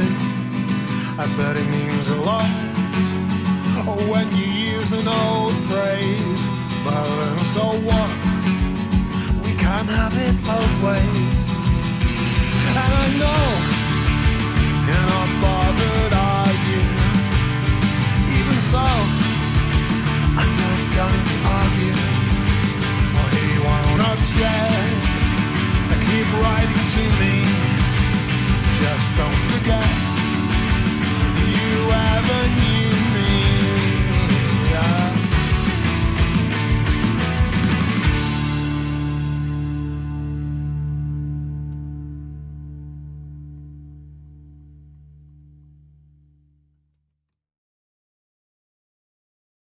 We are live at the edge of the sofa here in Brighton, and that was the wedding present with Brass Neck. Thank you for your message there, Sid. And a few people have said that we should do a lockdown stripped back tour, and we did actually semi-plan to do that because when the book came out, whenever it was, 2020, we were going to do a little kind of, I mean, not a book tour so much because we'd play in venues, but we would just do acoustic songs, and obviously it never happened, but maybe when the second volume comes out, we can do a little lockdown tour, because I do enjoy these reinterpretations. I believe you've got a question for me. I do actually, yes. We'll get to back to the quiz in a minute, but this is a question from Esther Green. Well, a couple of questions, but she says, we shout out to Brian and Esther Green from Keith in Scotland. There we go. I hope I did that right, Esther. Sorry, I'm reading very quickly here. So Esther says, we'll be watching from our living room on Saturday and planning to be back in Brighton for the real thing. But what have you missed most about At the Edge of the Sea not going ahead now for 2 years running?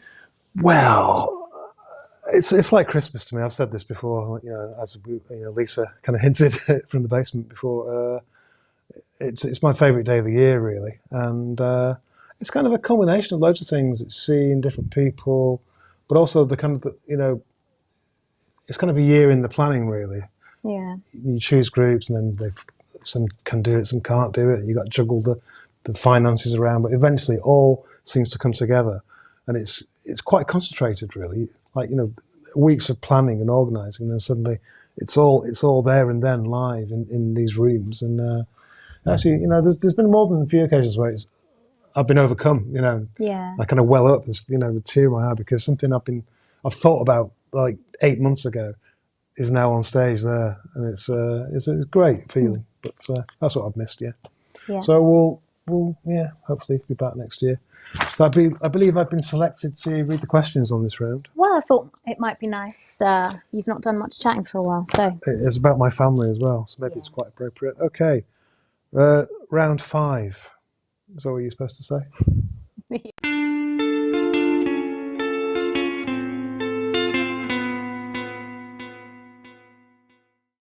It's not called Family Fortune. It's not called Family Fortunes in America. What's it called in America? Family Feud. Oh. I believe. Oh, I see. Strangely. Right. So what we're going to do is show you a picture of one of my family members. I believe some of my family members might actually be watching from home. Good game today, wasn't it, Dad? Yeah. they're all these pictures are from the book again. It feels like I'm advertising this quite a lot today. I'm going to tell you a bit about what's happening in the scene, apparently, and you're going to tell us who is the name of the person involved. Here is question 1. And that's my dad. That's me on the left, my brother Philip on the right. I think I might have ruined the quiz already, but never mind, we'll crack on. What is the name of my dad? What he's doing there is destroying a kite that he painstakingly built for us, and because we argued so much about who was going to fly it, he decided that none of us would in the end, and so destroyed it. Quite rightly, to be fair. Is his name Bill, Ben, or Brian? Bill, Ben, or Brian? Question number 2 features a picture of my mum. There she is on the left, and that's when we were in South Africa. We lived there for a year in about 1970, and that is on a train journey from Fishhook to Mowbray, if you're interested. We're looking out the window there. What is my mum's name? Mavis, Marjorie, or Margot? A, Mavis, B, Marjorie, or C, Margot?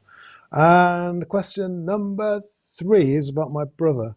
Now, the more attentive viewers might already know this. What do you think he's called? He's basically fallen off his bike there. As you can see, he had a chipper. Or was it a chopper? I can't remember. It might have been a chopper, actually. And it's a bit of a sad tale, really. He came in with a hurt arm, and my mum wouldn't believe that there's anything serious. Like, just go and lie on the sofa, you'll be fine. And then my dad came home and said, come on. And my mum said, where are you going? And he said, to the hospital. He's broken his arm. So there you go. Little solitary tale there for you. A, Paul, B, Peter, or C, Philip? That's what is my brother's name? A, Paul, B, Peter, or C, Philip? And we move to question 4, which involves my uncle. There he is. How's that tape recorder I gave you last week? It's brilliant. And I taped Tom Jones singing It's Not Unusual off the radio for Mum last night. That's because he was kind of instrumental in my musical career in a way. He did give me a reel-to-reel tape recorder, which was great. And also he was in a band himself called the Bee's Knees, 60s band. So what was his name? That's what we want to know. Was it Jack, Jeff, or Jim? Question A, Jack. Answer B, should I say, Jeff. Or answer C, Jim. And finally, I think, for this round, the question involves my first ever dog. There he is wagging his tail. And look away now, Doris, when you're getting jealous here. But what was the name of that dog? Was it A, Ernie, B, Eric, or C, Eddie? That's Ernie, Eric, or Eddie. And yes. That's the end of that round, isn't it? So make sure you press submit on your forms once you've got your answers down. Yes.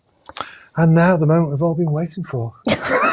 Oh, don't be silly. It's the such small hands section of the event. Now you could probably explain this because there's a couple of things to say. Yes, well, it's in 2 parts. So the first thing you'll see is actually a clip from the live stream that I did of my own back in May, the first week of May, I think it was, at Concord 2, where we would normally be here. So I thought it would be nice to show that, something going on there today.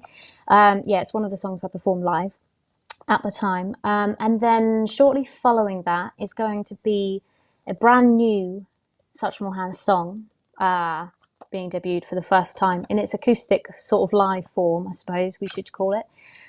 With a very special guest, actually, which you'll find out when you see it, of course. And as soon as you finish watching it, I'm going to make it available on Bandcamp. So if you fancy downloading it, then please head to my Bandcamp and feel free to do that. It's all Bandcamp these days, isn't it? It is. Let's have a watch. Moving up.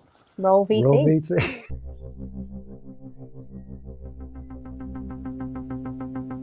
I am a carousel. If you want me to be, I'll go round and round if it makes you happy.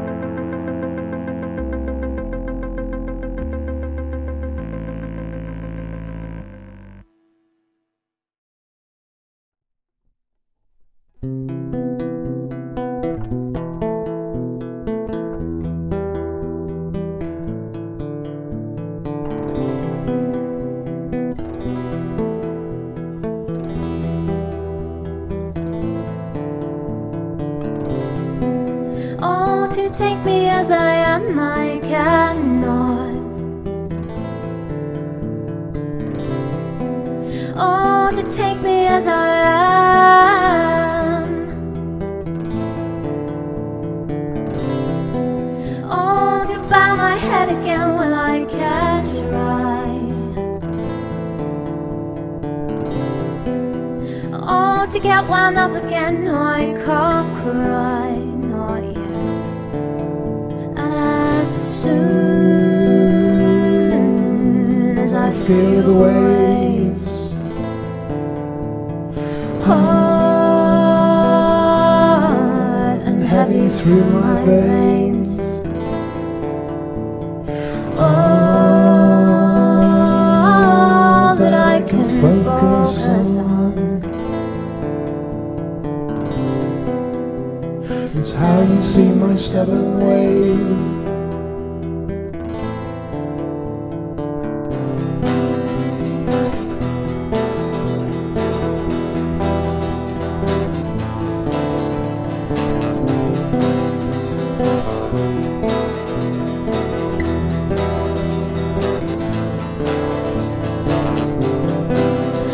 To take my hand and say that I can trust.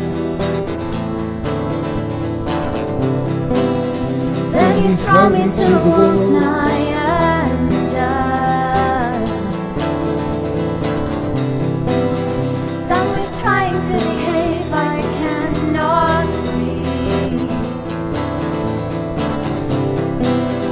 Far beats in, far beats out, to no relief.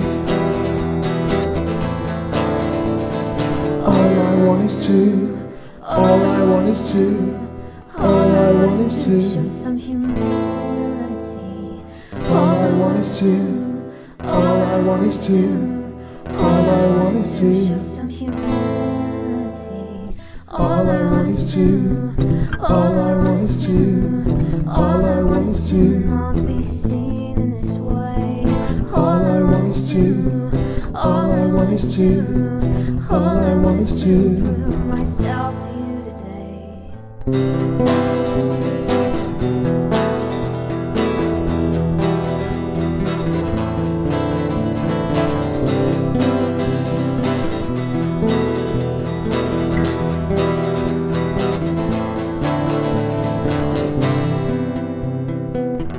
Did I prove myself today?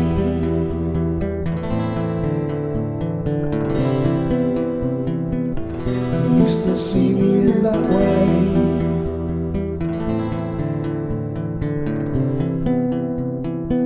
I can't unlearn these narrow ways.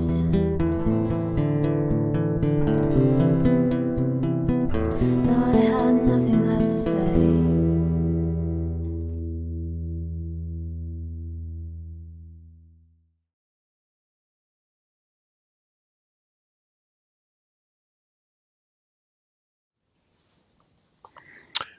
Welcome back to the sofa. Very nice video. I think the guest star that made it though, to be there. Oh, of course he did. Yes. Such small hands then. So that's available now on Bandcamp. Do you Yeah, wanna- I've literally just hit publish, so you can download that track now if you want. Suchsmallhands.bandcamp.com.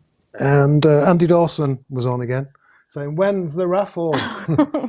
He's a big fan of the raffle. He's Andy. but Patience, Andy. It's Patience. basically, as far as I can see, we've got the final round of the quiz now. Yep. Coming up Momentarily. Then we've got one more stripped back. So I was getting those confused. Lockdown and stripped back. And then we've got the raffle draw. Mm-hmm.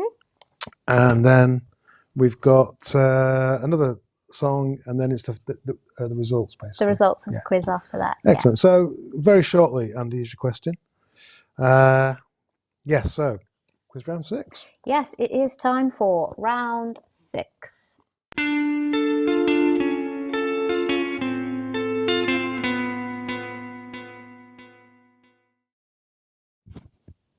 Yes, this is the Mastermind Specialist Subjects round. This is the final round.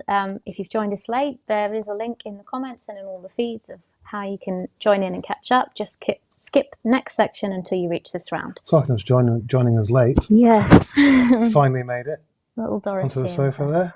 Yes. Okay, so these ones are going to be a bit tougher. It's the final round. This is going to separate the weak from the strong. Yes, that's the right word. So, isn't there a phrase, something from the chaff? What is it? That's wheat. The wheat. The weak from the chaff. The wheat from the chaff. Well, yeah, there we go. You know what I meant anyway. Right, so these are going to be a bit trickier, I think. Perhaps some of them. So you've got your forms in front of you, I hope. Final round, here we go. Question 1. During a 1988 session for John Peel, the wedding present recorded a version of Altered Images' Happy Birthday. Which other British group did David mention during that recording? Was it A, Manfred Mann? Is that... No, sorry, this isn't multiple choice, is it, Carl? It is? Do I read all these three out? Okay. Sorry. It's written in a funny way on my form. I'll just repeat that again for clarity. So question 1 was, during a 1988 session for John Peel, the wedding present recorded a version of Altered Images' Happy Birthday. Which other British group did David mention during that recording? Was it Manfred Mann, Status Quo, or The Who? Put your answer down now, and we'll move on to question 2. Do you think that's an easy one or a hard one, David? For me, it's dead easy. Yeah. So I don't know. Okay, we'll find out. Question 2 then. Oh, stop licking your feet. Oh dear. I lick my finger instead. Sorry, getting distracted by this adorable dog. Okay. Okay, question 2 is already up on the screen. Sorry, Carl, I need to catch up with you. In 1992, it's 9 o'clock, come on. In 1992, the wedding present achieved their highest ever number of entries in John Peel's Festive 50. How many tracks featured in that year's chart? You've got 3 options in front of you. They are 7, 8, or 9. You choose which one you think is right. Okay, everybody ready for question 3? Doris, you ready? She's busy. Question 3. Which musician has recorded wedding present albums as both a drummer and a guitarist? Is it A, Charles Layton, B, Samuel Beer Pearce, or C, Graham Ramsey? You choose what you think is right. I think that one might catch some people out, you know. Yeah. I think you're right. Yes, question 4. Question 4, here we go. The wedding present were second in the billing on the Saturday night of 1990's Reading Festival. Which band from Oldham, I'm saying that right, aren't I? Oldham, yeah. Oldham. Yeah, Oldham, yeah. Oldham was top of the bill. Was it A, the Stone Roses, B, Happy Mondays, or C, In Spiral Carpets? Give it a whirl. Okay, question 5 then. Is this the final question of the quiz? Oh. There are 5 more questions after this, but they will be based on Cinerama. I forgot to mention that. Sorry, everybody at home. But I'm sure it's all very clear as we go along. So question 5, the last wedding present question in this round. Minnie was recorded at the famous Rockfield Studios in Wales. Which 6-minute song, which topped the British single charts for 9 weeks in 1975, was written at that same studio 2 decades earlier? Was it A, Make Me Smile, Come Up and See Me, Steve Harley and Cockney Rebel? Was it B, Bohemian Rhapsody by Queen, or C, I'm Not in Love by 10cc? So pop your answers down. We're going to move on now to the Cinerama section of this round. Yes, these are going to be even harder, I reckon, or I'm told. Let's have a look.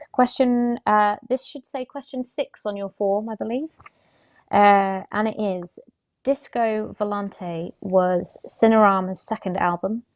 It was named after a boat in which legendary film franchise? Was it A, James Bond, B, Indiana Jones, You would know this one, I think. or C, Back to the Future? Well, maybe not. That's what I mean. Actually. A bit ironic there. Okay, that one might be easy for you to figure out there. Let's see. Question 7. How many times did Cinerama perform live at Maida Vale in front of a studio audience for John Peel? Was it 1, 2, or 3 times? See if you know. Give it a go. I know that because he asked me earlier today. Oh, Yeah, to clarify the answer. I have to look at my database just to make sure. You do have a very big, thorough database of everything, don't you? I do. Well, you need to. It's probably very valuable, isn't it? Right. It's like one of those virtual pieces of art. What are they called? Yes, something NRG or NRT, PRT. NFT. That's the National Film Theatre, isn't it? Well, it's also some very expensive digital art. Okay. Let's not get into that. Let's not go down that rabbit hole. Where are we at? Question 3. Yes. Which song on... Oh, question... 7. Sorry, it should be You've got question 2 different 8. numbering systems. Yes, you yes, people. it is Carl, numbered. Melanie, sort yourselves out. Come on. I didn't write the script. Okay. I didn't write the script. Blame the paper. Okay. Okay, this is question 8. Which song on Va-Va-Voom was named after a film about a tennis prodigy? Was it A, Barefoot in the Park, B, Honey Rider, or C, Hard, Fast and Beautiful? Pop your answer down. There's a clue in the title there. There is there. That one might be easy, and even if you didn't know, you could probably guess. Okay, question 9 then? Yes. Which comedian provided the narration on Lola Brigida B-side Sly Curl? Was it A, David Baddiel, B, Sean Hughes, or C, Phil Jupitus? If you were watching the Cinerama set earlier on tonight... Yes, if you were paying attention earlier, you might know the answer to this one. You might know anyway, of course. Yes. Okay, on to the final question. The final question of the entire pub quiz. Yes, of both this round and the quiz. Count them all up, and then we're going to announce the winner. Yes, here we go. Fantastic prizes. Oh, it's exciting, little Doris. drum roll. Doris can't wait. Yeah. Look at her. Okay, so Calm here we down, are then. Calm down. Question 10. Cinerama featured many times in John Peel's Festive 50, and he finally reached... No, sorry. They finally reached number 1 in 2003. Which song was it? Which song made number 1 in 2003 from Cinerama's John Peel's Festive 50?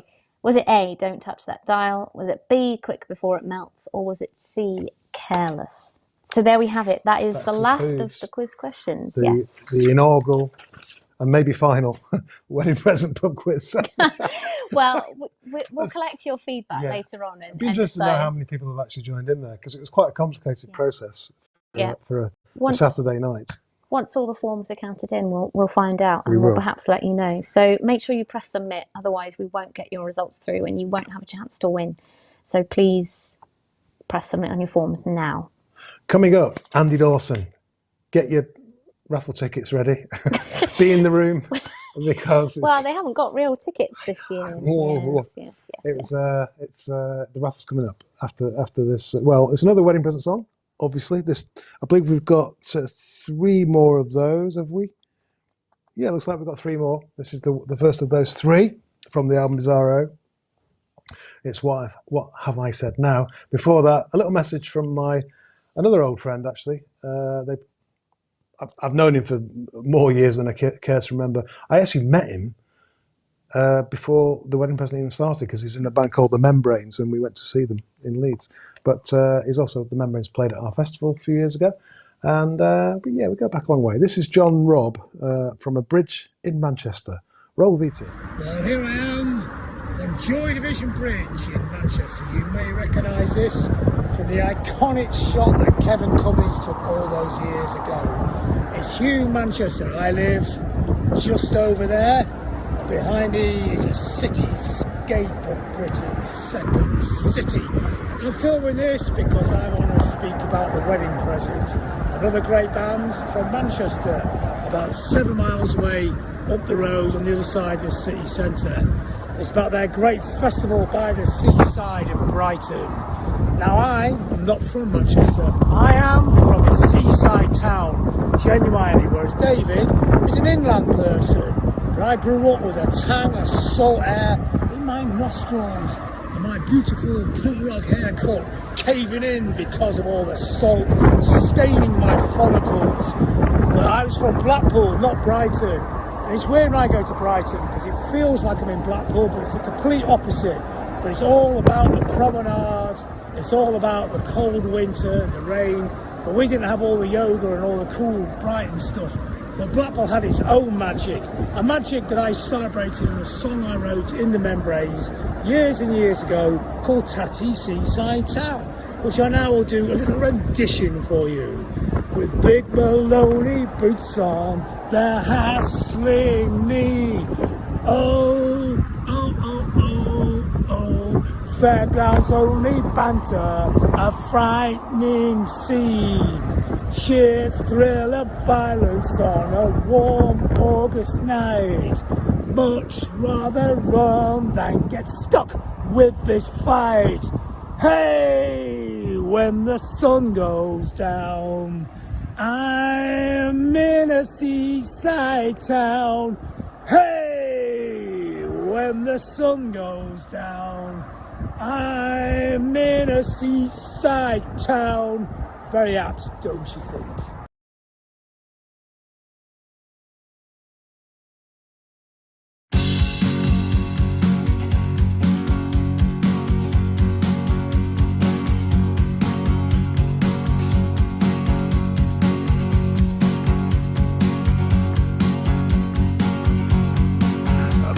Said just before, you know your clothes on the floor. I never meant to hurt you. I got carried away. I guess I've had a long day. Look, I'd sooner die than lose you over something like that. Oh, please next time just shout back.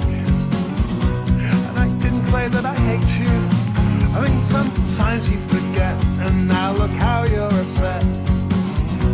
Let's talk about it later. Why can't I ever say what I mean?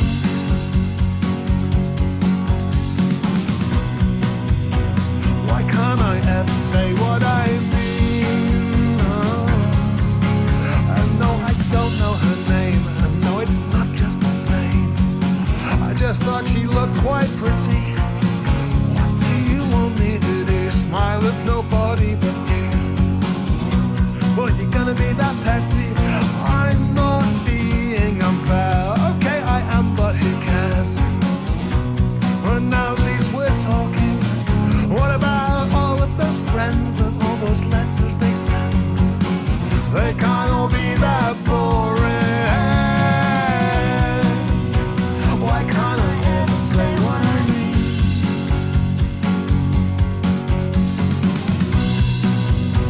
Why can't I ever say what I mean?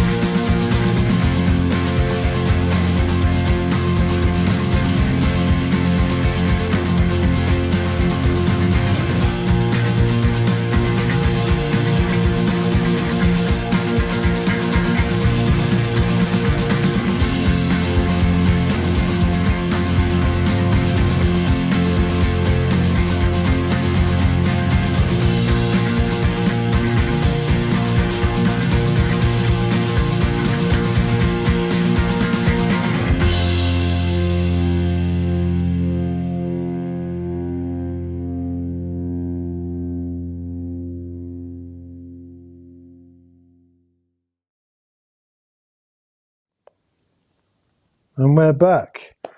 And that was, what have I said now, of course? Right. I've got my random number generator at the ready. I believe there are 1,835 raffle tickets. So I'm just going to generate a number now. Jessica's over there behind the camera. She's tabulated them to a spreadsheet. And basically, I'll pick a number. That'll go to the person. And we'll... Yes, and thank you so much to all those raffle entries, all the raffle entrants. Yeah, thank you. Yeah. And I hope you enjoyed the download. So let's start with the Cadeau de Mariage. This is prize number 5. Go in reverse order. Cadeau de Mariage 7-inch. Let me see. What do I do? Press this. Let's have a... Hope this will work, everybody. 109. 109 for the Cadeau de Mariage single. It's me singing in a very bad French accent. Pourquoi es-tu devenu si raisonnable? And the name is? John Knoll. John Knoll. How do you spell their surname? N-A-L-L. N-A-L-L. John Knoll. Are you making a note of that? I am. Congratulations, John. Secondly, prize number 4. It's a Kennedy 7-inch, and an actual Kennedy 7-inch there. Doesn't smell bad. Don't know why I did that, really. Let's have a look. Random generator. I love this technology, isn't it? 289. They're all low. They're all low, Melanie. What does that mean?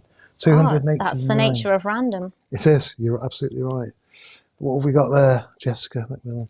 Adrian Kirk. Adrian I know that Kirk. name. You know that name? Yeah. It's a fix.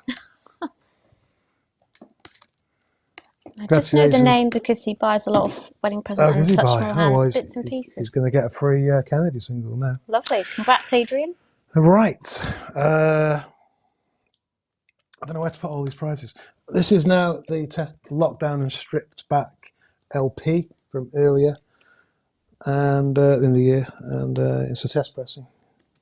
221. Come on, give us a high one. 221. It means all the early purchasers are getting it. So who would that be then? Jonathan Goulding. Jonathan Goulding. Congratulations, Jonathan. That's quite a little prize you got there. No Andy Dawson yet, unfortunately, but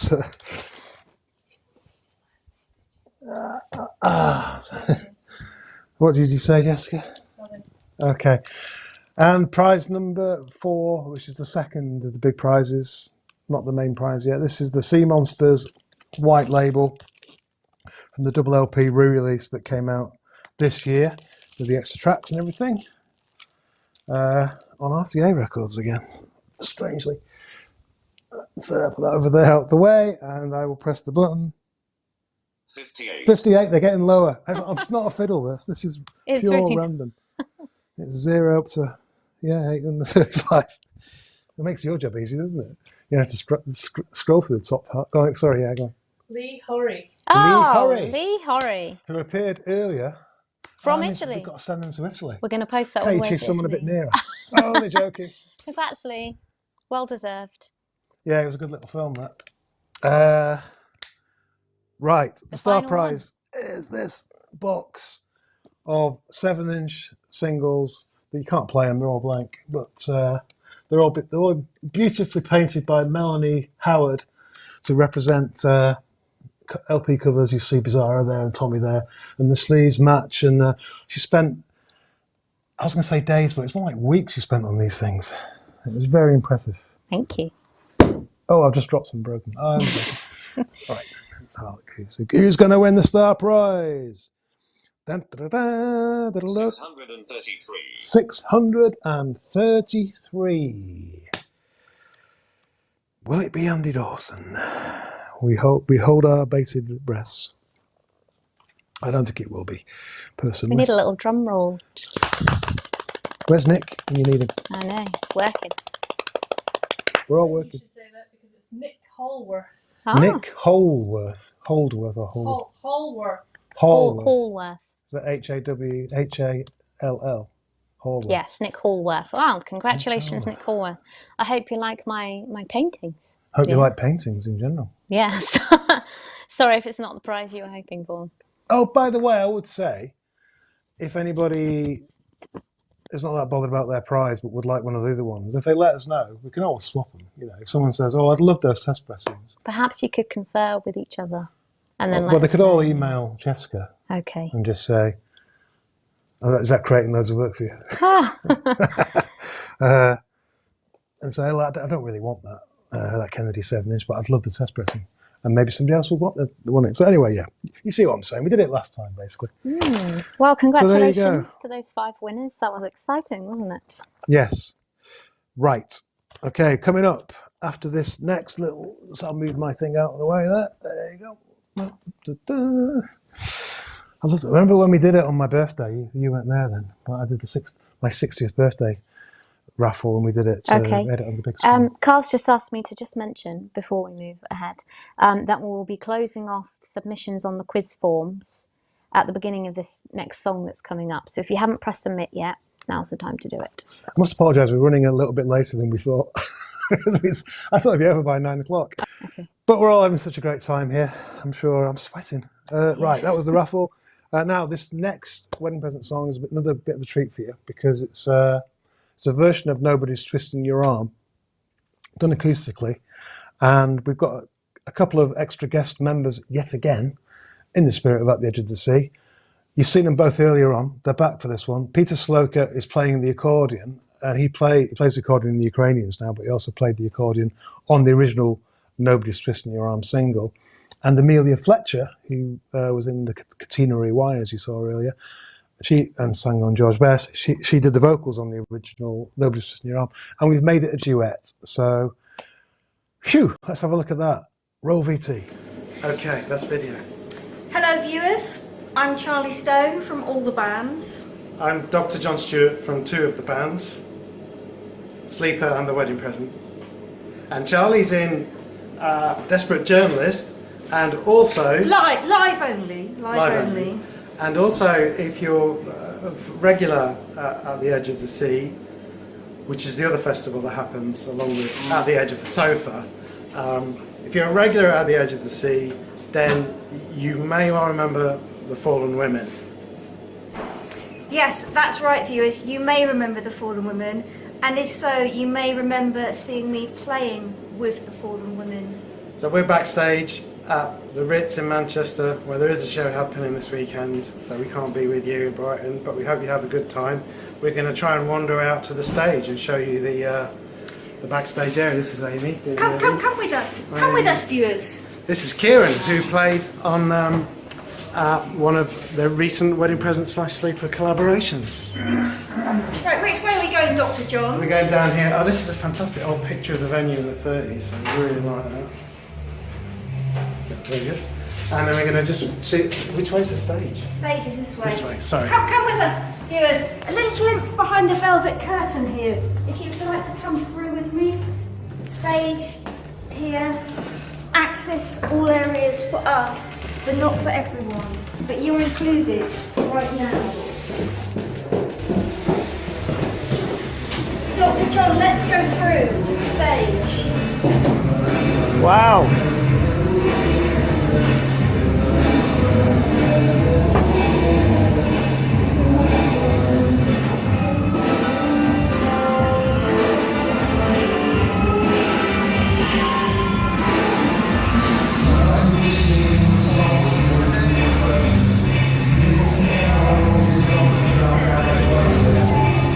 So that's kind of the view from the mic. Hope you have a lovely evening. Sorry we can't be with you. And lots of love from Charlie and John.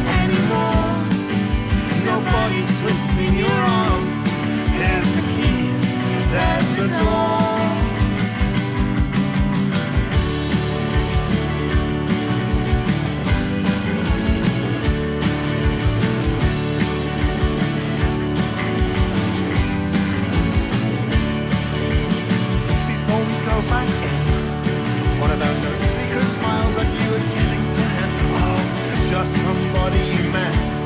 Well, I go out of my way, and this is the thanks that I get, yeah.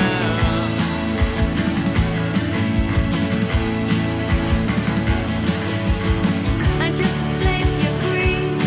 I'm not the kind of girlfriend that you need. But if you'd like me to go, you'll get no trouble from me, just so long as I know.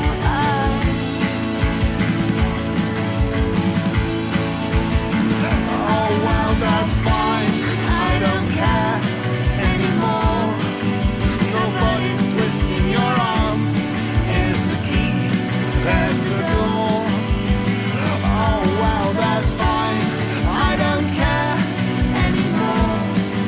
Nobody's twisting your arm. Here's the key, there's the door. Take it away, Raffle.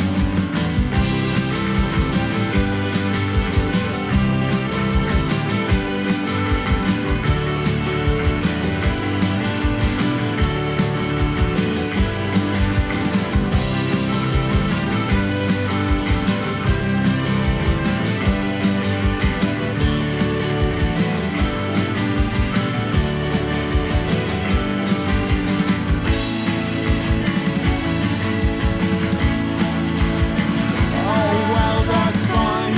I don't care anymore. Nobody's twisting your arm. Here's the key, there's the door. Oh, well, that's fine. I don't care anymore. Nobody's twisting your arm.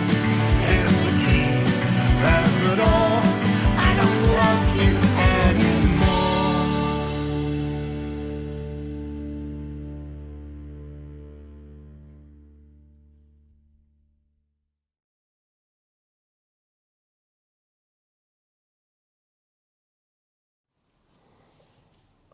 That was a bit of a treat, I think. Okay, that was The Wedding Present featuring Peter Sloker and Amelia Fletcher, and Nobody's Twisting Your Arm acoustic version, and John Stewart on the guitar there. And how remiss of me not to mention that the message that preceded it was from John himself. Yes. He was live from Sleeper are playing somewhere. I don't know where. I think they're in Manchester tonight. Yeah. And that was from earlier in the day, I think, in the soundcheck or something. So thank you for the little message, John. Hope the gig went well. And we'll see you soon. He's in 2 groups. It's very complicated. Right, so I believe it's time for the... do we have a winner in the quiz? We do, yeah. I thought I'd just share a few people's scores. Okay. Let's go right to the bottom. How many people entered them? Well, I can see here about 97 people actually played and submitted the forms. I'm sure some people also played just at home without doing the form as Somebody well. said they were playing at home, but they drank so much wine that they couldn't really do it.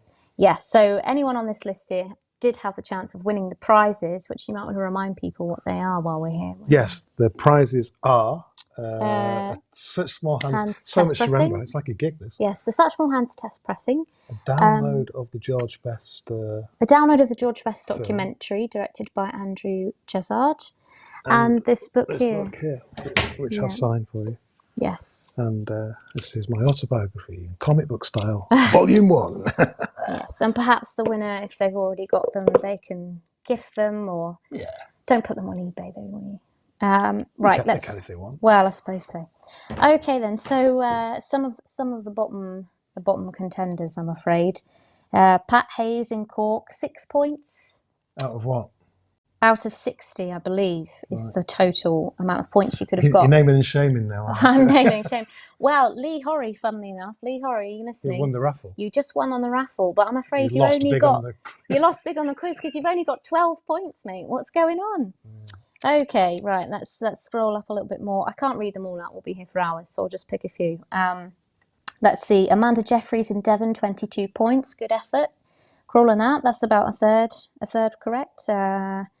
Chris Williams, 23. It was quite Dublin. tricky, though, to be fair. Some of them were, yeah. Oh, Lisa Sainsbury and Neil Richardson got a joint score of 25. They're in West Molesey playing together.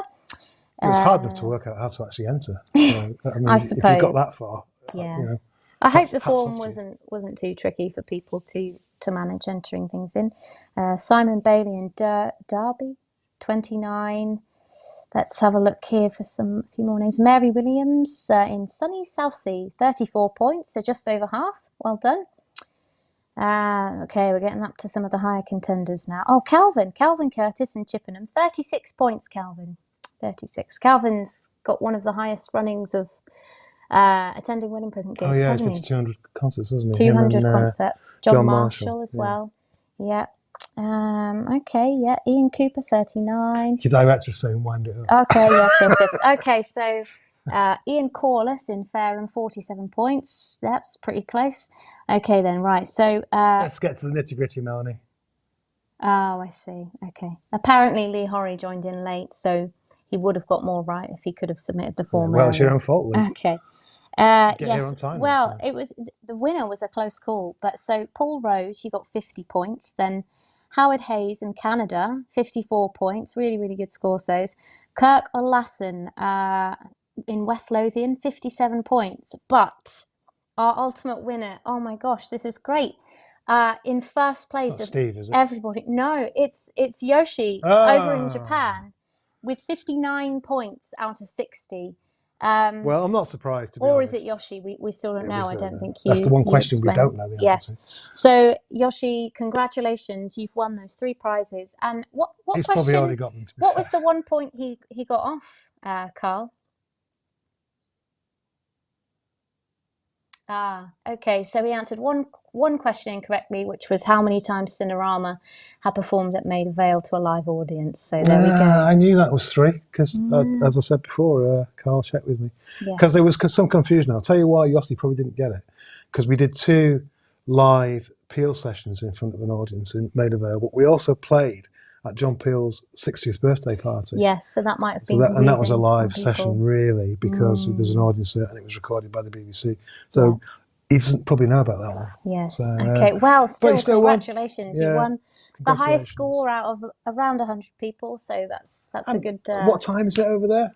Oh, it must be about 3 or 4 in the morning or something ridiculous. That's pretty good that he's done it Yeah. at this time of the night. Yes. Well done, you. Okay. Yes. So we'll organise getting your prizes out to you in Japan. Yeah.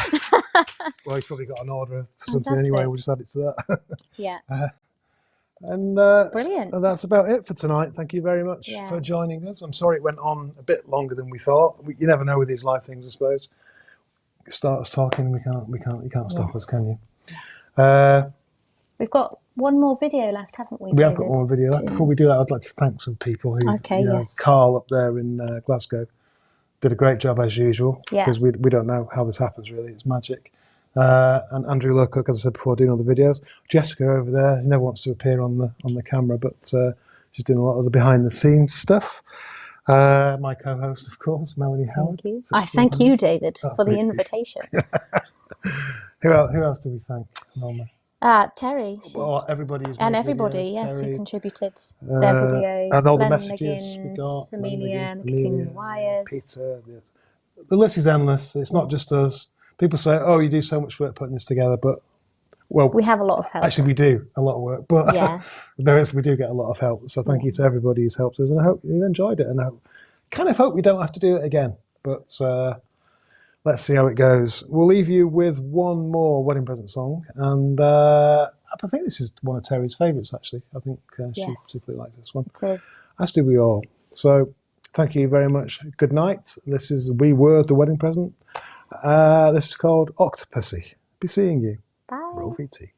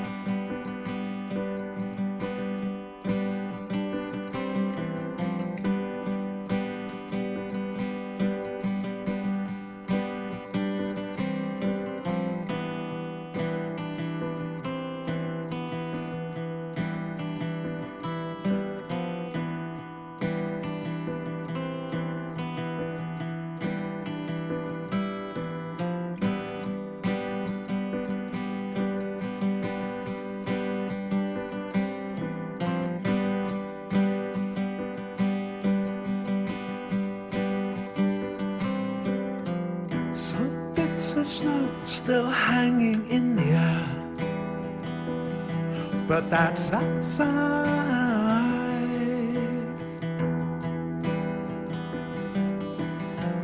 Take off your clothes and lie down over there. Well, that's just right.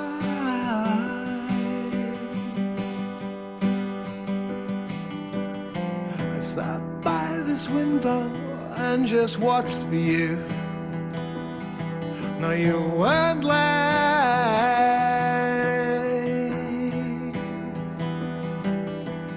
There was 1,000 things I had to do, but they can all wait.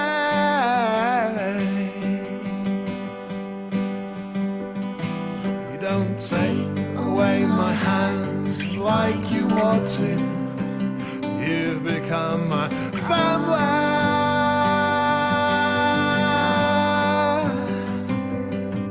I don't want to understand why I need you. You've just become my family.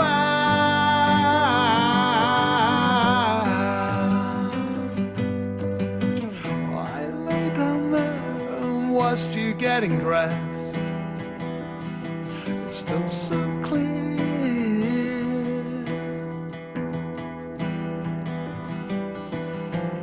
You laughed and pulled your knees up to your chest.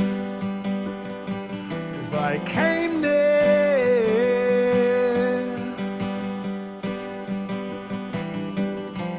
God knows I've always had to fear the worst, but not that time.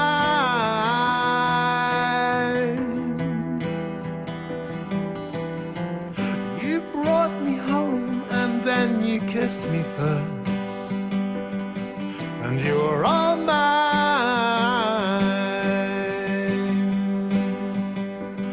You don't take away my hand like you ought to. You've become my family.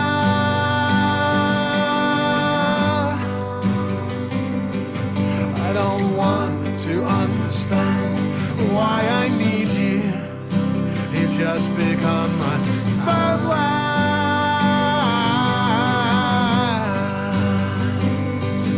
You don't take away my hand like you ought to.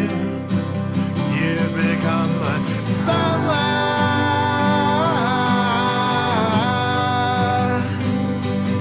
I don't want to understand why I need you. You've just become my family.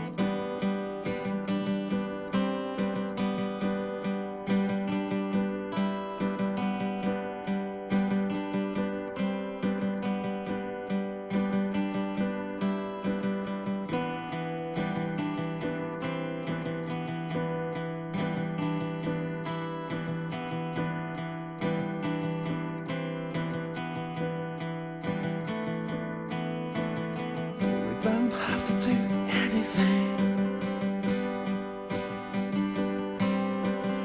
We don't have to do anything except watch the leaves turning in the wind. Say what you wanna say.